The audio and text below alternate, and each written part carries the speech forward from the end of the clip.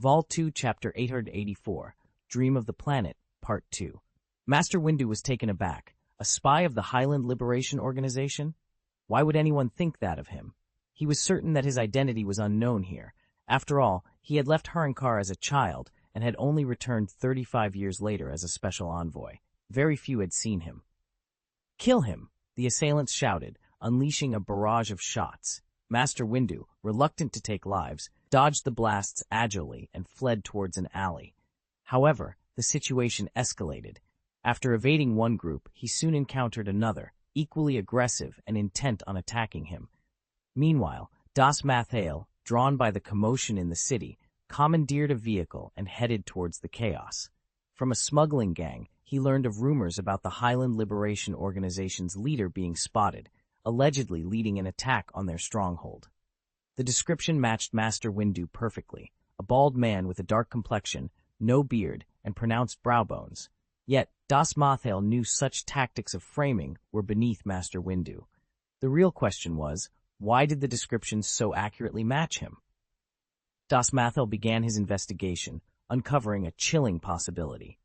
Arriving at the scene, he tossed some credit bars to the vehicle's driver and made his way towards the sound of gunfire. From a rooftop, he surveyed the chase unfolding below. "So, you are here. Mace Windu," he sneered, seeing this as an opportunity to toy with Windu, though his primary target remained elsewhere. Master Windu, realizing the gravity of his predicament, commandeered a hoverbike and sped out of the city. He effortlessly broke through the smugglers' blockade and plunged into the dense jungle, with the smugglers in hot pursuit until they reached the jungle's edge, where they hesitated. Das Mathael, blending in with the crowd, inquired why they stopped. A smuggler explained the jungle's lethal reputation, hinting at something more sinister. Das Mathael, feigning ignorance, generously bribed the smuggler for information. He had noticed that the people of Pelekbao City were unusually resistant to the Force's influence, a trait shared by those who claimed to have seen Windu and had ventured into the jungle. The smuggler, enticed by the bribe, confided in Das Mathael. The jungle, he revealed, seemed almost sentient, especially to those associated with the Highland Liberation Front. Initially, the jungle's hostility was mild, but it grew increasingly dangerous, suggesting a mysterious and deadly force at work. This revelation hinted at a deeper, more complex situation on Hurankar, involving not just political strife, but possibly a malevolent, unseen influence within the jungle itself. Master Windu and Das Mathael, each for their own reasons, found themselves entangled in a web of intrigue that extended far beyond their initial assumptions, setting the stage for a confrontation with implications far beyond their understanding. Darth Mathael nodded, taking a deep, contemplative look at the dense jungle before him. It was noon on the planet Hurankar, yet the usual cloudy weather did little to penetrate the thick foliage. The jungle appeared almost sinister, its dense underbrush and bushes blocking out the sunlight, while the fog that hung low seemed to catch the light, casting an eerie, colorful glow. He decided against any rash actions, choosing instead to follow the smugglers back to the city. There, he found solace in the luxury of a large bed within a high-end hotel. Suddenly, Tang Xiao's eyes snapped open, finding himself amidst the vast expanse of the starry cosmos. Silence enveloped him, the stars twinkling in the distance, seemingly close enough to touch, yet impossibly far away. This scene felt hauntingly familiar to him, a vivid dream he had experienced before awakening from the Kushin Mothership. He murmured to himself, trying to grasp the significance of this dream. What did I see? What did I gain? What did I sacrifice? As his eyes opened once more, Darth Mathael found himself back in the luxurious room of his hotel, which now looked as though a tornado had swept through it. Floating in the center, he noticed his blood-red lightsaber already ignited. On the floor lay two dead bodies, dressed in the hotel's uniform, and in the corner, a young, terrified waitress cowered. She looked at Darth Mathael with horror, her body shaking uncontrollably as she pleaded in a whisper, "Please, please, don't kill me. I'll do anything. Just let me live." With a mere wave of his hand, Darth Mathael twisted her neck with an invisible force, her eyes wide with terror as her lifeless body collapsed to the floor. Stepping over the debris, he approached the window, gazing down at Pelek Bao from his vantage point on the 50th floor. The night was alight with fires, the sounds of gunshots and explosions echoing through the air. Harinkar, Depa Balaba. He uttered these names with a chilling depth, his voice filled with ominous intent. With a gesture, his black cloak flew to him, enveloping his form. Sheathing his lightsaber, he leaped from the 200-meter height of the building, landing with grace on a hovering motorcycle below. As stable as a mountain and as light as a feather, he revved the engine, speeding through the chaotic city streets towards the ominous jungle that lay beyond, shrouded in darkness. Vol 2, Chapter 885, Dreamland, Illusion, Part 1. Das Messiah rode his hoverbike towards the city gate of Pelek Bao, only to witness a scene of chaos.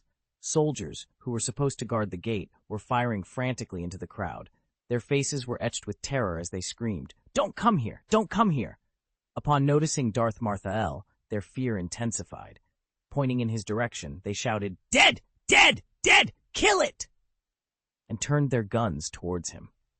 However, before they could fire, a dark shadow descended from the sky, and a series of precise force lightning struck, disarming the soldiers. A figure, swift as a butterfly, moved among them, and a blood-red lightsaber claimed their lives one after another. It wasn't until the last deranged soldier was decapitated that the figure approached Das Maser, kneeling respectfully. "Master, I hope these dreamers didn't disturb you," said Darth Lilim. Darth Marthael, who had observed the scene impassively, inquired about the situation in the city. Darth Lilim reported, "The dream of planet Harinkar has begun to spread wildly. Anyone who has ventured into the jungle starts dreaming and loses their sanity. Thousands in the city have gone mad, attacking others on sight, perceiving everyone around them as monsters. Some of the afflicted are even team leaders. However, I believe we can contain all the dreamers before dawn." Darth Marthael, noticing something off about Darth Lilim, asked, "Are you dreaming too? You seem different, reminiscent of your demeanor before you joined me." Darth Lilim, visibly anxious, replied, "Master, the situation on planet Harinkar is increasingly perilous. I dare not falter." "What did you see inside the hotel?" Darth Marthael pressed, his gaze cold. "I didn't see anything." Darth Lilim started, but upon meeting her master's stern look, she confessed, "I saw another. No, it wasn't you then." "That was me," Darth Marthael interjected. "Yes," she acknowledged. "Come, we're going into the jungle," he commanded. "Master, the jungle in Harinkar is very dangerous now," Darth Lilim protested. "Of course it's dangerous. Your greatest enemy here is yourself," Darth Marthael stated calmly. "We can no longer afford to ignore the dreams of this planet and your own fears. If you can't overcome them, you might as well perish inside."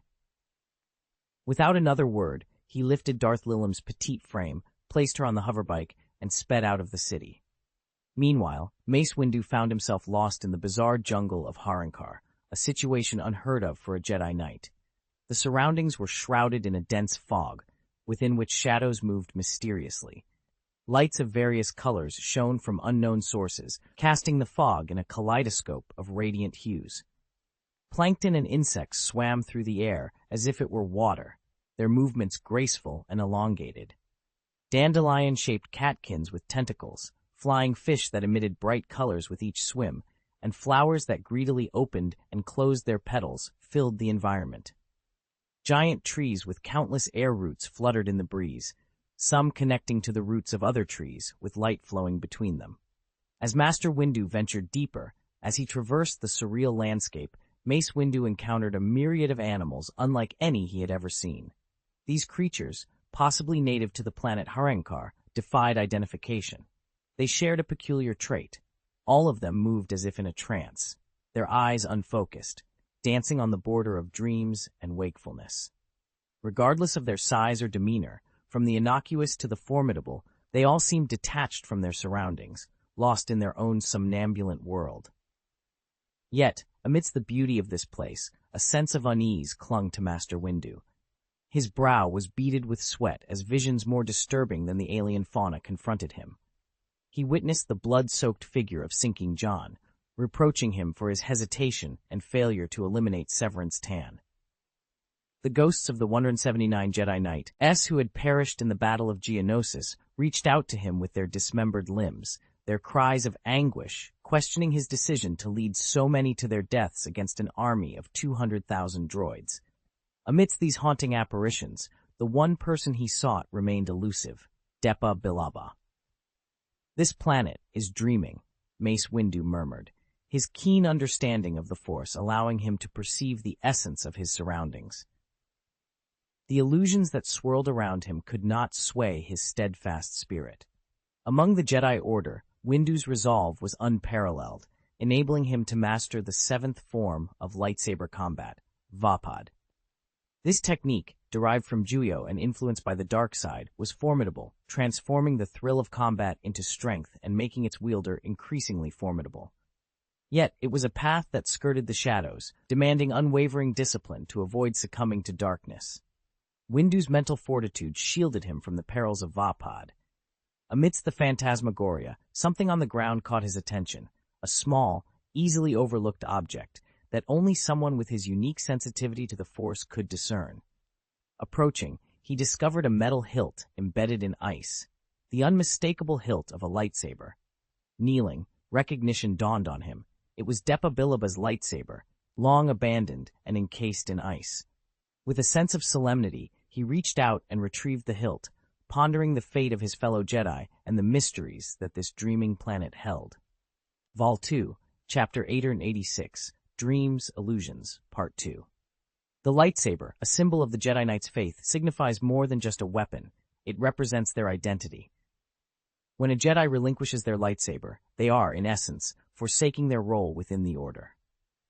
Mace Windu, grasping the lightsaber, pressed the activation button. With a swift motion, the green blade ignited, casting a radiant glow that added a mystical aura to the vibrant jungle around him. "You shouldn't be here," a raspy voice suddenly pierced the silence. Master Windu, with his reflexes honed by years of training, swiftly moved towards the source of the sound. A fleeting figure caught his eye. "Master Baraba," he called out. The figure halted and turned to face him. It was indeed Depa Baraba, a distinguished member of the Jedi Council and a master of swordsmanship, whom Windu had admired deeply. However, the Depa Baraba standing before him bore little resemblance to the vibrant Jedi he had known for decades. Her once robust figure had withered away, her cheeks hollow, and her once lustrous hair was now crudely chopped, leaving nothing but short, unkempt tufts. The robes she wore were tattered and filthy, resembling those of a beggar, and a grimy cloth was tied around her forehead, concealing the jewel that once proudly sat there. Master Windu knew that Depa Biraba belonged to the Sharaktan race, a people deeply rooted in religious and mystical traditions. They had a custom of embedding gems into their foreheads as a mark of achievement. These gems, also called Sharaktan, were a symbol of one's accomplishments within their society. The first gem, placed on the bridge of the nose, was known as the Explorer, signifying the bearer's relentless pursuit of the Force's true knowledge. The second, larger gem, positioned between the eyebrows, was called the Supreme, acknowledging the bearer's pinnacle achievements. Depa Baraba had earned both. Her decision to cover the Supreme gem was puzzling and concerning. "You shouldn't be here, teacher. Not now." Depa Baraba's voice was tinged with a somber tone. "I received your message. I had to come," Master Windu replied, his voice deep and resolute. "Balawai, this war is far from over. Your presence here is premature. I came to find you, to put an end to this conflict. One person alone cannot achieve this, not even you." "What has happened to you?" Master Windu's concern was palpable. "To end this war, there's only one path left for me," she whispered, her voice barely audible. "You're not yourself, you're weakening. The dark side is consuming you. Your body is now a battlefield between light and darkness, and it's not making you stronger. It's destroying you. Return with me to Coruscant immediately." Depa Baraba shook her head, her form beginning to fade, becoming translucent until she dissolved into countless colorful specks of light that scattered into the air. It was then that Master Windu realized he had been conversing with an illusion. But where was the real Depa Baraba? He scanned his surroundings, the line between reality and illusion blurred, making it impossible to discern direction or truth. Master Windu's expression turned grave as he focused on the illusion before him, channeling his formidable force abilities to perceive its essence. Seeking clarity, he sat cross-legged, entering a meditative state. As he delved deeper, visions flooded his mind. He saw Coruscant ablaze, witnessed the fall of numerous Jedi Knights, and beheld the galaxy being overrun by triangular warships. He watched as the flag of the Galactic Republic was viciously torn down, trampled, and set aflame. A palace emerged from the ruins of Coruscant, and atop its throne sat a figure, dark and abyssal.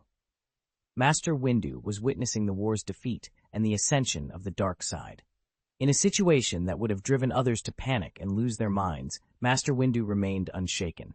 His resolve was ironclad, undeterred by the prospect of failure or the challenges that lay ahead. He held on to a bell, EF, that even if the Galactic Republic were to fall, he would stand amidst its ruins and spearhead its reconstruction. When people fall, they rise again. When buildings collapse, they are rebuilt brick by brick, he thought, and the dark shadow that loomed over the throne would be vanquished by his sword. Suddenly, Master Windu's eyes snapped open, revealing intricate patterns swirling within them. At that moment, he had discerned the core amidst a myriad of complexities, his unique force ability. This talent allowed him to identify the breaking point in any situation or object, enabling him to understand its essence and with a single strike, shatter it. And now, he had seen it. With a swift motion, he drew his purple lightsaber and thrust it into the void. The action seemed to shatter the surrounding illusions like glass, dispelling the oppressive atmosphere instantly. However, the respite was brief, as the illusions reformed around him in less than a second. Yet, Master Windu had already seen what he was searching for, the source of the dark side on this planet. Meanwhile, Darth Malthael and Darth Lilim navigated through the jungle, surrounded by endless illusions. Darth Malthael, too, was tormented by his own demons. However, his experiences on planets like Dagobah and Harankar had prepared him for this moment. He was haunted by visions of Sith Lords past, Darth Plagueis, Darth Tenebris, and even Darth Sidious. These apparitions sought to tear him apart, eroding his resolve bit by bit. Despite the onslaught, Darth Malthael remained composed. For a Sith Lord, the deadly illusions could not sway him. From the moment he was under the tutelage of Baidas Pregs, and throughout his command of the Kushan Mothership, he had shed all superfluous desires. Neither wealth nor temptations of the flesh could sway him. His sole ambition was to dominate the Milky Way. As both sides faced their trials, the battle between light and dark continued to unfold, each determined to emerge victorious in their quest. Vol 2, Chapter 887, Dreams, Illusions 3. In many ways, Darth Malthael and Darth Sidious share similarities, yet their differences are notable. Darth Malthael's ambitions are intertwined with the development and reliance on the Fourth Civilization, whereas for Darth Sidious, the Galactic Republic and the Galactic Empire serve merely as instruments to his ends. Currently, the dream engulfing the planet Harankar grows more potent and profound, revealing startling insights to Darth Malthael about the origins of his power and the essence of his being. He finds himself pondering, what have I seen, what have I gained, and what have I sacrificed? These questions lingered until an encounter on the planet Dagobah provided him with answers. It was there that Darth Plagueis had foreseen Tang Xiao's significance when bestowing upon him the name Darth Malthael. If the entity behind this name stood before me, I would tremble in fear. This name holds deeper meanings. Darth Plagueis's words resonated, highlighting that it was Tang Xiao who suggested the name, yet it was not Tang Xiao himself. Was it an entity from another time and space, or someone masquerading as him? This question remained unanswered. At this moment, Darth Malthael chose not to resist the dream. Instead, he embraced it, confronting his past, future, and destiny with the same calmness he had on Dagobah. You have brought untold suffering to this galaxy. Innocent lives have been lost because of your actions. You will face retribution, a voice of righteousness declared. Ariado, Daron, Odermantel, Quat, Coruscant, your crimes span across numerous planets. You claim to be the emperor of the Fourth Empire, yet your deeds are unworthy of leading its people. Today, I stand before you in the name of the Milky Way, Darth Malthael. The figure before him was formidable, radiating the light side of the Force so intensely it seemed capable of illuminating the entire cosmos. His green lightsaber shone like an eternal flame, and his gaze appeared to cut through all darkness. Time and again I defeated him, yet he always escaped death's clutches, returning each time stronger. Was this destiny? The bright lightsaber pierced his cold heart, reigniting the sensation of life within his immortal body in his final moments. Was this fate? Luke Skywalker. Was it predetermined that you would be my end the moment I awoke on the Kushin Mothership? Is this my destiny, and yours as well? Ha ha! No, this is not destiny. It is my choice, my path. Whether it's Marthael or Luke, anyone who stands in my way is merely an obstacle on my eternal journey, one that I will ultimately overcome. Tang Xiao's laughter echoed wildly. Fate is nothing more than an excuse for the weak, those who are powerless to defy it. Only you can save him, an ancient voice whispered. What did you see? Darth Lilim inquired gently. Ever since I lost my sight, I've been able to see more clearly. It's this broader vision that fills me with despair, yet also leaves room for a sliver of hope, Lucien Dre responded. What despair? What hope? Asked Darth Lilim, or rather Adracatus. The galaxy is engulfed in the darkness and despair of destruction, yet there remains a new hope, Lucien Dre explained. Will Darth Marthael, Tang Xiao, meet his end? Adracatus pressed on. He cannot defy fate, not with his current strength, Lucien Dre admitted. If the galaxy's future is as bleak as you say, then he must be one of the sources of this darkness. Is the hope you speak of linked to his demise? No, the true darkness and destruction are not his doing alone. Moreover, it cannot be eradicated by his fall alone.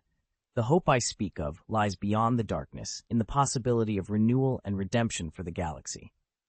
Darth Marthael, also known as Tang Xiao, was a figure shrouded in mystery and power. Adracatus, despite his own formidable abilities, doubted his capacity to save such a being. But why do you believe I can save him? My power pales in comparison to his. It's like comparing the earth to the east sky. I don't possess the strength to defeat him, Edra expressed, shaking his head in disbelief. Lucien Dre, with a solemn tone, responded, I can't provide you with a definitive answer. My visions have shown me much, yet they remain incomplete. He paused, choosing his next words carefully. However, as the first person Darth Marthael resurrected, the bond between you two is deeper than either of you can fathom. Edra, puzzled, asked, Why do you say that? The planet Harankar. It harbors dreams, within which countless threads are intertwined, Lucien Dre explained. I will do everything within my power to protect you. Your task is to seek the answers here. Meanwhile, Master Mace Windu ventured through the terrain until he arrived at his intended destination, a hidden village so well concealed that only his keen sensitivity to the Force's shattering point allowed him to find it. As he neared, he noticed at least 14 concealed weapons trained on him from various directions, though they held their fire. To his surprise, several clone troopers, not wearing their helmets and clad in armor so worn its original white hue was nearly indiscernible, stood guard. Their DC-15 blaster rifles were wrapped in coarse cloth soaked in tower amber oil, a substance known to repel fungal decay. Upon recognizing Master Windu, one trooper exclaimed in surprise, Is it General Windu? Is that really you? Master Windu nodded affirmatively. Soldiers, it's me. Why have you come here? Inquired the trooper. I'm looking for Master Depa Bilaba. Where is she? Master Windu asked. She left this place, and her current whereabouts are unknown, replied the soldier. General, please follow me. I'll take you to Karl Vasto, the leader of our settlement. Master Windu nodded and proceeded to follow the soldiers into the village. As they moved, more Koronai warriors, heavily armed and vigilant, descended from the trees to escort them. Some wielded bows and arrows, while others carried power shields, all ready to defend their hidden sanctuary. Vol 2, Chapter 888, Dreamland, Illusion, 4. Clone troopers escorted Mace Windu to a meeting with a legendary figure, the leader of the Koronai, Karl Vasto. Upon seeing Master Windu, the burly leader greeted him with open arms, exclaiming, Welcome, your return, brother. You called me, brother? Master Windu asked, puzzled. We are connected by blood, brother, Karl Vasto declared, approaching to touch Master Windu's forehead. Jungle, tell me blood. Master Windu hesitated, aware of Karl's affiliation with the dark side of the Force. You wield the dark side. Power sustains me, the light does not, Karl Vasto explained. The jungle grants me power. I use this strength to protect it. He attempted once more to touch Master Windu's forehead, Accept the memories of our family. There is no darkness in it. After a moment of contemplation, Master Windu nodded, allowing Carl to proceed. Instantly, he was bombarded with visions of flames, blood, slaughter, and the despair of surviving alone in the jungle. He saw a return from the brink of death, an embrace of the dark side's power for vengeance. Shocked, Master Windu whispered, "Shwindu." In the Kurunai dialect, sh signifies a bond deeper than blood, encompassing a connection of souls. "Balawai, massacre Windu. I was the last one. Now there are two," Carl Vasto said, clapping Master Windu on the shoulder. Despite Master Windu's stature, he was dwarfed by Carl's imposing presence. Master Windu, troubled, admitted, "I'm here to find Depa Balaba. She is my apprentice, and I cannot allow her to continue down this path." "Balaba, hero," Carl Vasto exclaimed, pointing to the villagers below who revered her as a goddess. Master Windu's concern deepened. "What have you done to her? She has succumbed to the dark side and is growing weaker." "Darkness was her choice. I merely helped her. Her weakness is a choice, a dream of the jungle," Carl Vasto explained. "Where is she?" Master Windu demanded, his expression darkening. "In the jungle. She seeks a path." "What path?" "Victory," Carl Vasto said, locking eyes with Master Windu. Determined, Master Windu insisted, "Take me to her." Carl Vasto hesitated, then said, "As chief, I refuse, but as your brother, I will assist you once." He gestured towards Depa Balaba's lightsaber in Master Windu's hand. Understanding, Master Windu handed over the lightsaber. Carl Vasto threw it into a brazier, chanting in a strange language. As he spoke, the flames turned blue, and the lightsaber floated within them.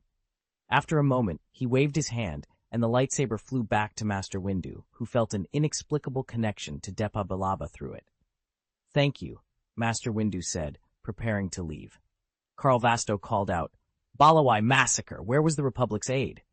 Master Windu paused, then replied, "Before coming here, I learned of the Dream Sisters' actions. They killed Colonel Lords Jeepton, leader of the Balawai, and destroyed their air and space weapons control center. The Republic has fulfilled its aid obligation." "Balawai! Massacre!" Carl Vasto's voice rose. "You, brother!" Master Windu, without turning back, felt the weight of his position and the expectations of the Kurunai. Taking a deep breath, he stated, "The Republic's parliament defines the war between." In the midst of a civil conflict, Master Windu was reminded that as a representative of the Republic, he was not permitted to directly intervene. The Republic's efforts were solely focused on combating separatism, and currently, the planet Harenkar was free from such forces. "No, you. Yes, we, brothers." Carl Vasto spoke slowly, a hint of sorrow in his gaze as he looked at Windu. "Will never allow the forces of separatism to threaten the planet Harenkar again." After his declaration, Master Windu quickly moved forward. "General," Clone Trooper Rainbow stepped forward, his gaze shifting between Master Windu and Carl Vasto, uncertain. "We." Master Windu sighed. "Return to your unit." Carl Vasto gave them a dismissive glance and imply said, "Leave." Guided by his lightsaber, Master Windu led the clone troopers towards Depa Bilaba, issuing commands to ensure their safety. The journey was silent thereafter. Depa Bilaba and the Dream Sisters had originally brought 100 clone troopers. After enduring numerous battles, only 45 remained. Despite the losses, these survivors had adapted to the harsh conditions of Harenkar, their resilience surpassing even that of a Kurunai sensitive to the Force. They trekked deep into the jungle, losing track of time in the surreal, colorful environment that seemed unchanged by the passage of hours. Suddenly, Master Windu halted the group with a raised hand and proceeded alone in a certain direction. "Master Depa Bilaba," he sighed upon discovering her. Emerging from the jungle were several Ark war dogs, creatures often kept by the Ark guards in the Carvasto settlement for combat and other tasks. They were pulling a small cart on which Depa Bilaba sat, looking exhausted and even more frail than Master Windu had seen in his vision. "You shouldn't have come. The plan is nearing success," she said weakly upon noticing him. "Your plan involves using the dream of planet Harenkar to defeat the Balavice, correct?" Master Windu inquired gently. "The Balavai have acquired a secret weapon with which they intend to eliminate all Kurunai within 2 months. We've been unable to win this war, leaving us with only one drastic option," Depa Bilaba explained.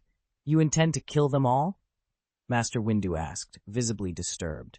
This war can only end with either their demise or ours, Depa Balaba stated emotionlessly. Chapter 889, Dreamland Illusion. Master Windu stood in silence, his gaze locked onto Depa Balaba's lifeless eyes. Without uttering a word, their eyes communicated volumes, conveying a myriad of unspoken thoughts. After a prolonged silence, Master Windu finally spoke, his voice heavy with emotion. As a Jedi Knight, and as your master, I cannot condone your actions. Depa Balaba remained silent, her eyes fixed on him. But as a friend, Master Windu continued, turning his head slightly, I have already forgiven you. Thank you, Depa Balaba whispered. Now, in my capacity as a member of the Supreme Council of the Jedi Order, Master Windu's voice grew firmer, though it trembled with a mix of pain and disappointment. I must declare that you, Depa Balaba, have committed grave crimes against civilization, including massacres.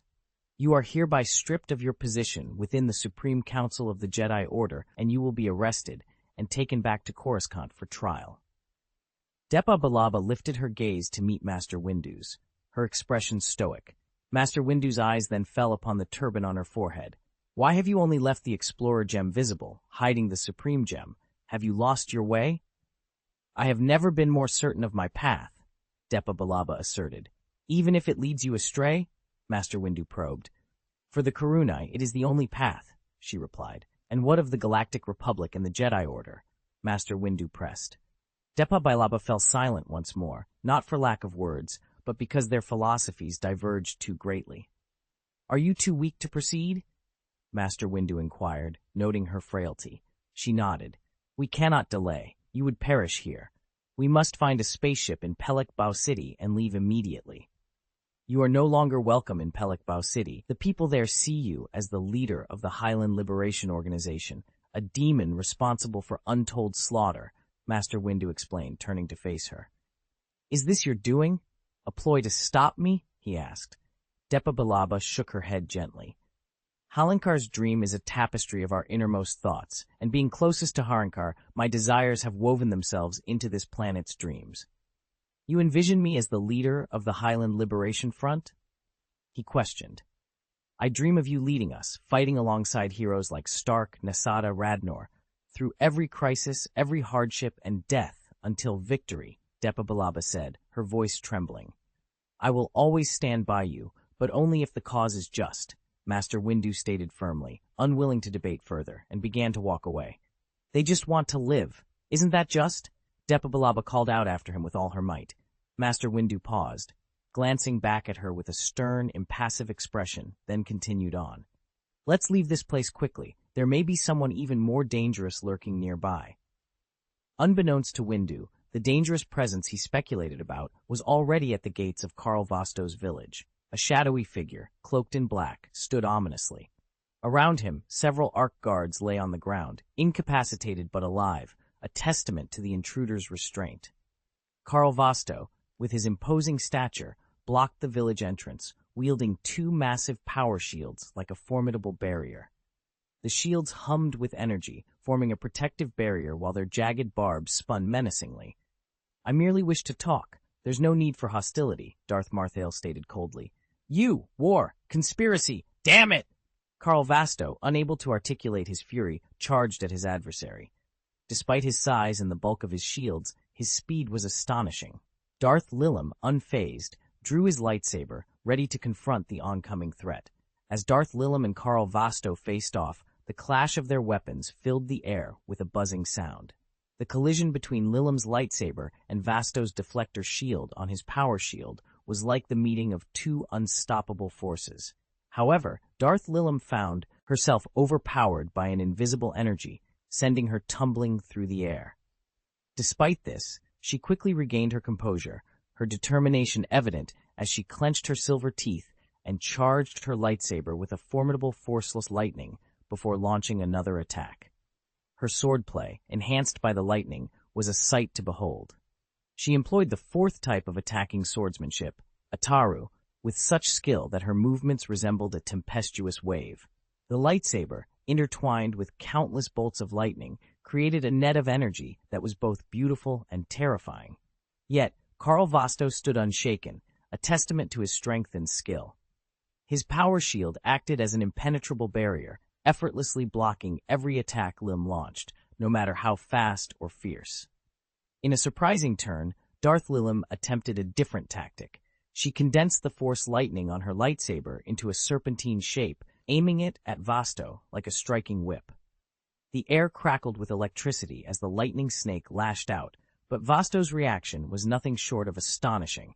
Dropping one shield, he caught the lightning snake with his bare hand, completely unharmed by its deadly touch. With a single, menacing word, death, Vasto unleashed his counterattack. Slamming his remaining shield into the ground, he triggered a massive explosion of force from beneath, creating a shockwave that destabilized everything in its vicinity. Darth Lilim found herself caught in a vortex of energy, unable to escape. As she struggled to regain her footing, a towering figure loomed over her. Karl Vasto, wielding his massive power shield, adorned with spinning jagged barbs, prepared to deliver a devastating blow directly towards Darth Lilim's face. The air was thick with tension as the final confrontation seemed imminent, a moment that would decide the fate of both combatants in this epic duel. Vol 2, Chapter 890, Dreamland, a 6. In a critical moment, as Karl Vasto's power shield was on the verge of overwhelming Darth Lilim, an unforeseen barrier materialized, effectively halting the shield's advance. Despite Karl Vasto amplifying his force and the shield's sawtooth edges spinning at an alarming rate, it failed to close the distance to Darth Lilim by even the slightest margin. Subsequently, an invisible force whisked Darth Lilim to safety, and Darth Marthael's voice, heavy with foreboding, resonated through the air. Retreat. This adversary is a child of the planet. Child of the planet? Darth Lilim, rising from the ground, echoed the term, puzzled by its novelty. Darth Marthael explained, the planet Harankar is governed by a vast will.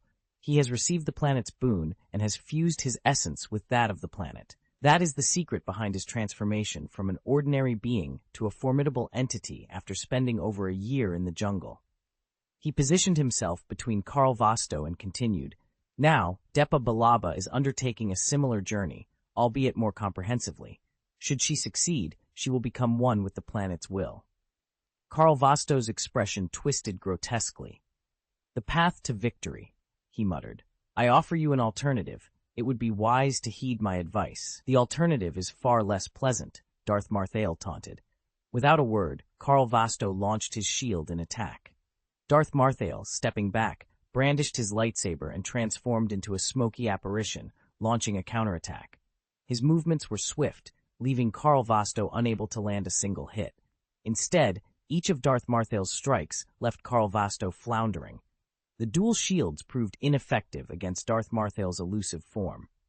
Employing the fourth-style sword technique, Ataru, Darth Marthael's attacks were relentless and unpredictable, his movements ethereal, as if he had indeed become smoke, lacking any physical form.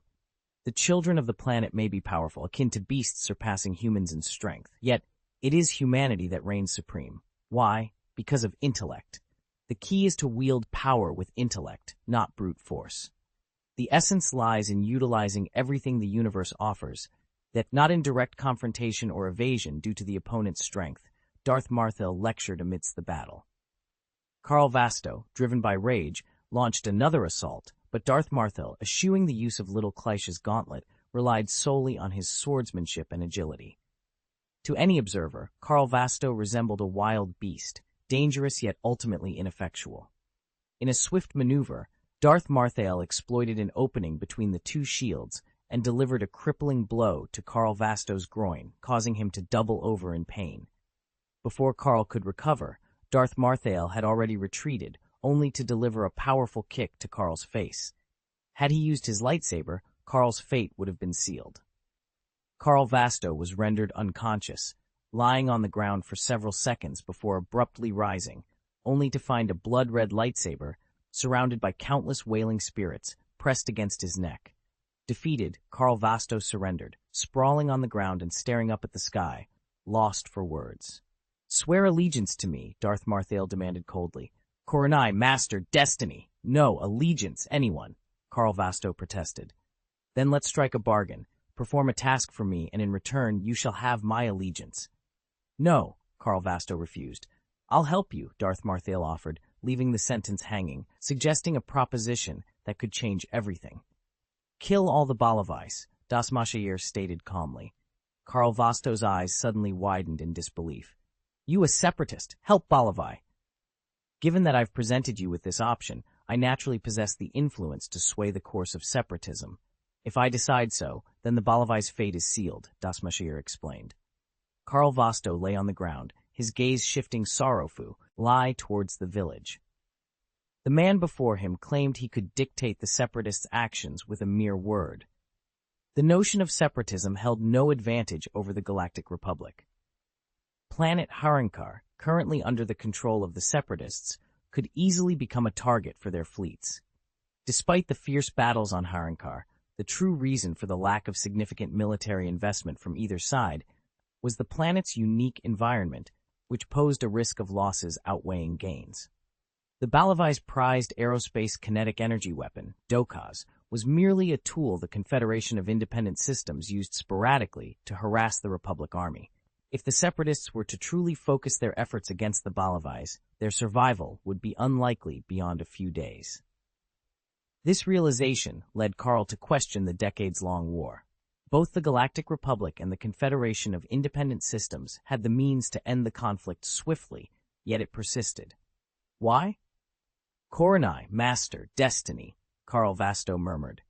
I don't wish to dictate your decisions, but it's crucial to recognize that the Republic is the true instigator of the conflict between the Balavi's and the Koronai. They could have easily expelled the Balavi's from Harankar or banned their hunting of the Koronai. Yet, do you know why the Republic labels this conflict a civil war? Das Mashayer inquired. Karl remained silent, his thoughts aligning with the insights he had gained from Master Windu. The reason, Das Mashayer continued, is that the Balavi's contribute taxes to the Galactic Republic. They navigate the corridors of power on Coruscant to facilitate the trade of diesel bark, securing the support of many congressmen in the process. Even those not directly involved are hesitant to oppose their colleagues by defending the Koronai, a group they know little about. Join me in overthrowing the Galactic Republic, and in return, I will grant you autonomy, Das Mashayer proposed once more. Moreover, your use of the Force lacks refinement. Consider learning from the Twilight Covenant. They won't compel you to sever your ties or restrict you to the paths of light and darkness.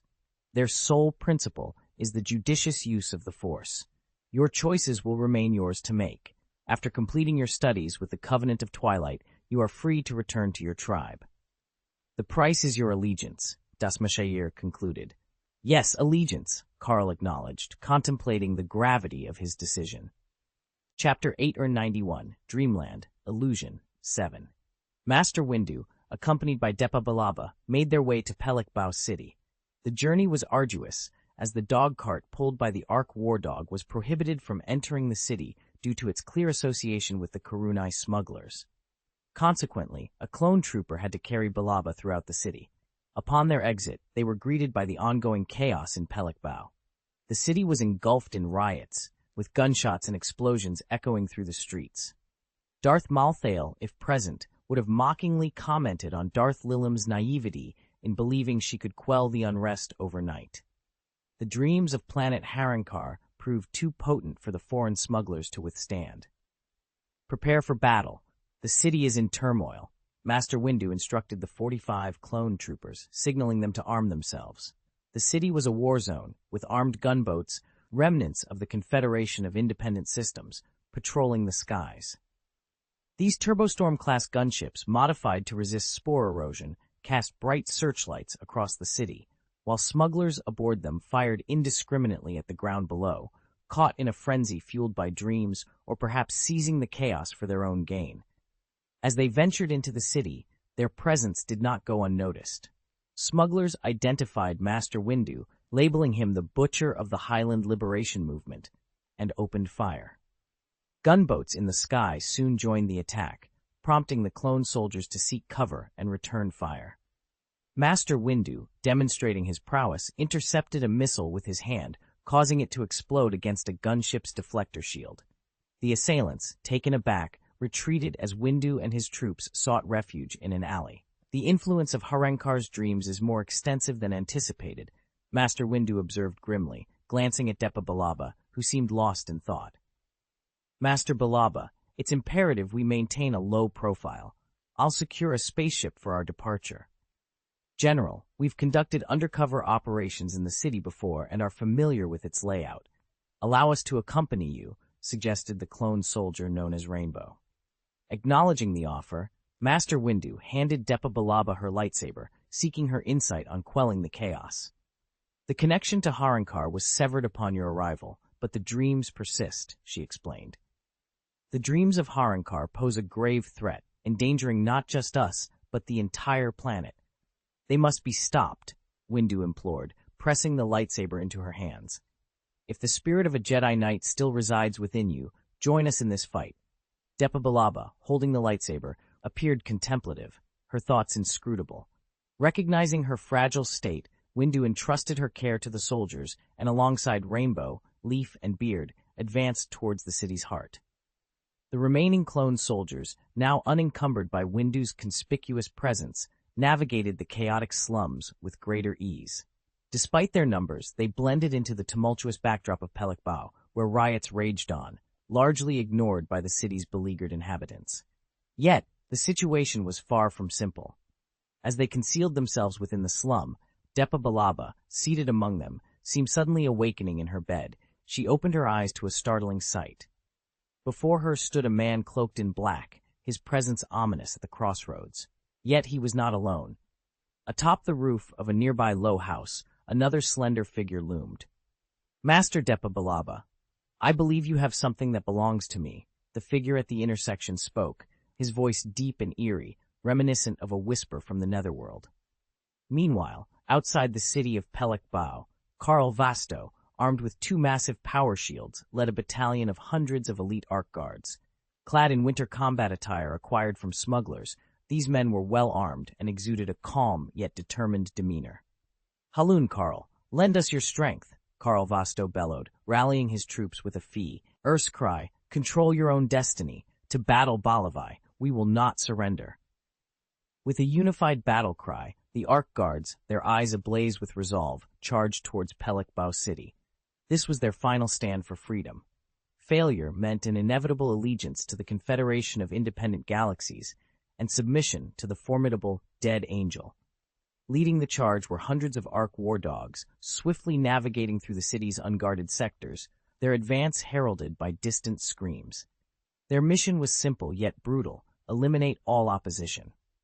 In the heart of the city, Master Windu, accompanied by 3 clone troopers, made haste towards the smugglers' stronghold. Some might have already secured escape via spaceships, making their task all the more urgent. It seemed as though their presence was sensed from afar, attracting relentless pursuit. Master Windu, preferring not to take lives, incapacitated his attackers with non-lethal force, complicating their mission further. Amidst the growing chaos, spaceships began to ascend, leaving the planet behind, pressing them for time. After a frantic search, they stumbled upon a dilapidated cargo ship in a warehouse. With no time to spare, Master Windu instructed, "Quick, start the ship, I'll cover our retreat." "Yes, General." Rainbow, Yeye, and Beard acknowledged, dashing towards the ship. As Master Windu held off more than a dozen pursuing smugglers, deflecting their blaster shots with his blue lightsaber and deliberately aiming for their limbs to disable them, the situation grew increasingly dire. Just as the spaceship's engine roared to life, Master Windu, sensing something amiss, spun around in shock. Rainbow, with a perplexing expression, had placed a grenade on the spaceship's console. "Stop!" Master Windu's shout came too late as the grenade detonated, reducing the console to rubble. Note, the original text provided has been significantly improved for clarity, coherence, and readability. Descriptive details were enhanced, and the narrative flow was refined to ensure a more engaging and logically consistent story. Chapter 892, Dreamland, Illusion, 8. What are you doing? Master Windu's voice thundered across the room. The 3 clone troopers before him only offered blank stares in return, seemingly oblivious to the gravity of their actions. "General, we discovered the spaceship was damaged. It appears we need to find an alternative means of transport. I'm aware of a nearby stronghold belonging to another smuggling gang," beard explained. You. Why did you destroy the spaceship? Master Windu's brow furrowed in confusion. We didn't, General. The spaceship was already in ruins when we arrived, Rainbow clarified. Observing their genuinely perplexed expressions, Master Windu entertained a sudden thought. Are you dreaming? He asked, his voice softening. It puzzled him that these soldiers, who had survived the jungle alongside Carl Vasto for an extended period, were only now experiencing such hallucinations. General, the enemy is upon us. We must leave. Yi Ye called out from the doorway, his voice urgent as he fired relentlessly at the approaching smugglers. Let's move, Master Windu commanded, his mind racing. As they made their escape, he couldn't help but worry about the clone troopers' unpredictable state, fearing another incident might occur. The city's chaos only deepened. Master Windu learned from an interrogated prisoner that the Karunai had launched a surprise attack, exploiting the disarray to inflict heavy casualties. Despite the turmoil, the city's defense, bolstered by turbine Storm-class gunboats, managed to scatter the Karunai forces. However, the enemy adapted quickly, splitting into smaller groups to wreak havoc indiscriminately, sparing no one in their path. Amidst the chaos, Master Windu and his team secured another spaceship. With the clone troopers standing guard, he piloted the vessel towards the rendezvous point with Depa Billaba. Meanwhile, on Coruscant, the heart of the Galactic Republic, Luna Meng and Luna Huan disembarked from their spaceship, carrying only their small bags. Suddenly, Luna Huan paused, a realization dawning on her. Sister, it seems Rainbow and the others have experienced their first dream, she observed. It appears they've encountered Master Windu, Luna Huan mused. Should I initiate the second dream? It would lead Rainbow and the others to directly confront Master Windu. Luna Meng shook her head. No, we must only delay. Clone troopers must never fire upon a Jedi from behind, not even once. Those were the governor's exact words. Ah, very well. It's a shame, though. Those clone troopers are quite loyal. It would be tragic to lose them this way, Luna Huan sighed, then brightened. Let's explore the commercial district. We're yet to meet our new master, and it would be unfortunate if we weren't allowed a moment of leisure. Agreed, Luna Meng nodded, and together they ventured into the bustling marketplace. Upon reaching the designated meeting point, Master Windu sensed something amiss. The area was littered with the bodies of smugglers, a clear sign of a recent attack. This is bad, he muttered, hastily instructing Rainbow to take the helm of the spaceship as he leaped into action. However, his search led him to a grim discovery within a nearby shop, the lifeless bodies of clone troopers, each bearing the unmistakable marks of a lightsaber. Billaba! Master Windu's cry echoed through the silence, a mix of rage and despair in his voice. Master Windu, with a sense of urgency in his stride, approached the shop. In the corner, Depa Billaba sat, her strength nearly depleted, clutching her lightsaber. What has happened here? Is it a catastrophe? Master Windu inquired with concern. Depa Billaba could barely muster the energy to breathe, let alone respond. She whispered, Teacher, is it all over? Carl Vasto has led a devastating raid on the city. Thousands have perished. The conflict escalates beyond control. He must be stopped, along with the ambitions that plague the planet Haran Karl, Master Windu declared. And what then? Do we simply revert to the Smaf way things were? The Karunai and Balavai factions continue their cycle of violence, only pausing in the colder months to recover, then resuming their deadly skirmishes come summer. This cycle of death will persist until none remain, Depa Billaba said, her voice barely above a whisper. It's a civil war. Taking sides means the other suffers. You see the Karunai as victims, but what of the Balavai civilians who fell to Carl Vasto's blade? Are they not also victims? Master Windu challenged. Choosing a side means abandoning the neutrality expected of a Jedi Knight. What have your years of training taught you? Depa Billaba, fueled by a sudden surge of emotion, retorted, But hasn't the Republic always taken sides? They choose wealth over the welfare of the impoverished. You know the plight of the Balavai better than anyone. How did these smugglers come to be recognized as legitimate citizens? And why is this conflict labeled a civil war? In her fervor, she gestured wildly, causing the towel wrapped around her head to unravel and fall away. Master Windu caught his breath at the sight that was revealed. Where once the gem of the Supreme One had been set into Depa Billaba's forehead, Now there was only a scabbed and bloodied cavity. You removed the Supreme Being's gem? You've forsaken your past achievements? Master Windu, well versed in the traditions of Depa Billabba's people, the Shiraktan, was taken aback. Depa Billabba began weakly. In an instant, her lightsaber activated, and she lunged at Master Windu from a dangerously close distance. Master Windu's reflexes saved him, though he couldn't avoid a minor injury to his arm. I simply chose to abandon the wrong path, Depa Billabba exclaimed, her voice a mix of desperation and conviction as she launched herself at Master Windu in a frenzied attack. Chapter 93, Dead Angel vs. Windu, Part 1. Billabba, what's wrong with you? Master Windu exclaimed as he unsheathed his lightsaber, parrying the frenzied attacks of his opponent. Kill! Kill you! Kill you! Depa Billabba, once composed and articulate, had descended into madness, her screams and roars filling the air, her sentences fragmented and disjointed. Yet her movements remained swift and precise, her blade slashing towards Master Windu with relentless fury. Depa Billabba was renowned as one of the Jedi Order's most skilled swordsmen, a master of the 7th-style lightsaber technique, Vapad, which was considered the most formidable technique among the Jedi Knights of their time. This technique was not only mastered, but also created by Master Windu, who, along with Master Sora Bulk, perfected it. Depa Billabba, as Windu's student, had inherited this technique flawlessly. Even in her state of madness, Depa Billabba's mastery of Vapad was formidable, pushing Master Windu to his limits in a duel that showcased the pinnacle of lightsaber combat within the galaxy. However, the duel's elegance was marred by Depa Billabba's insanity, rendering it brutal and chaotic. Wake up, Master Billabba! Do you realize what you're doing? Master Windu implored, his voice sharp with urgency. But Depa Billabba continued her relentless assault, oblivious to his pleas. Master Windu was forced to defend himself with all his might, for despite her madness, Depa Billabba's skill was undeniably terrifying. After exchanging hundreds of blows, Master Windu finally managed to disarm Depa Billabba, pinning her against the wall with a forceful grip around her neck. I said stop, he bellowed, his voice amplified by the force, shattering windows in the vicinity and leaving Depa Billabba bloodied and dazed. As clarity returned to her eyes, Depa Billabba collapsed weakly to the ground, remorseful and confused. What have I done? Did I really attack my master? I just wanted to kill. Master Windu, his attention now elsewhere, roared, Dead Angel, show yourself! Isn't this the path you chose, Depa Billabba?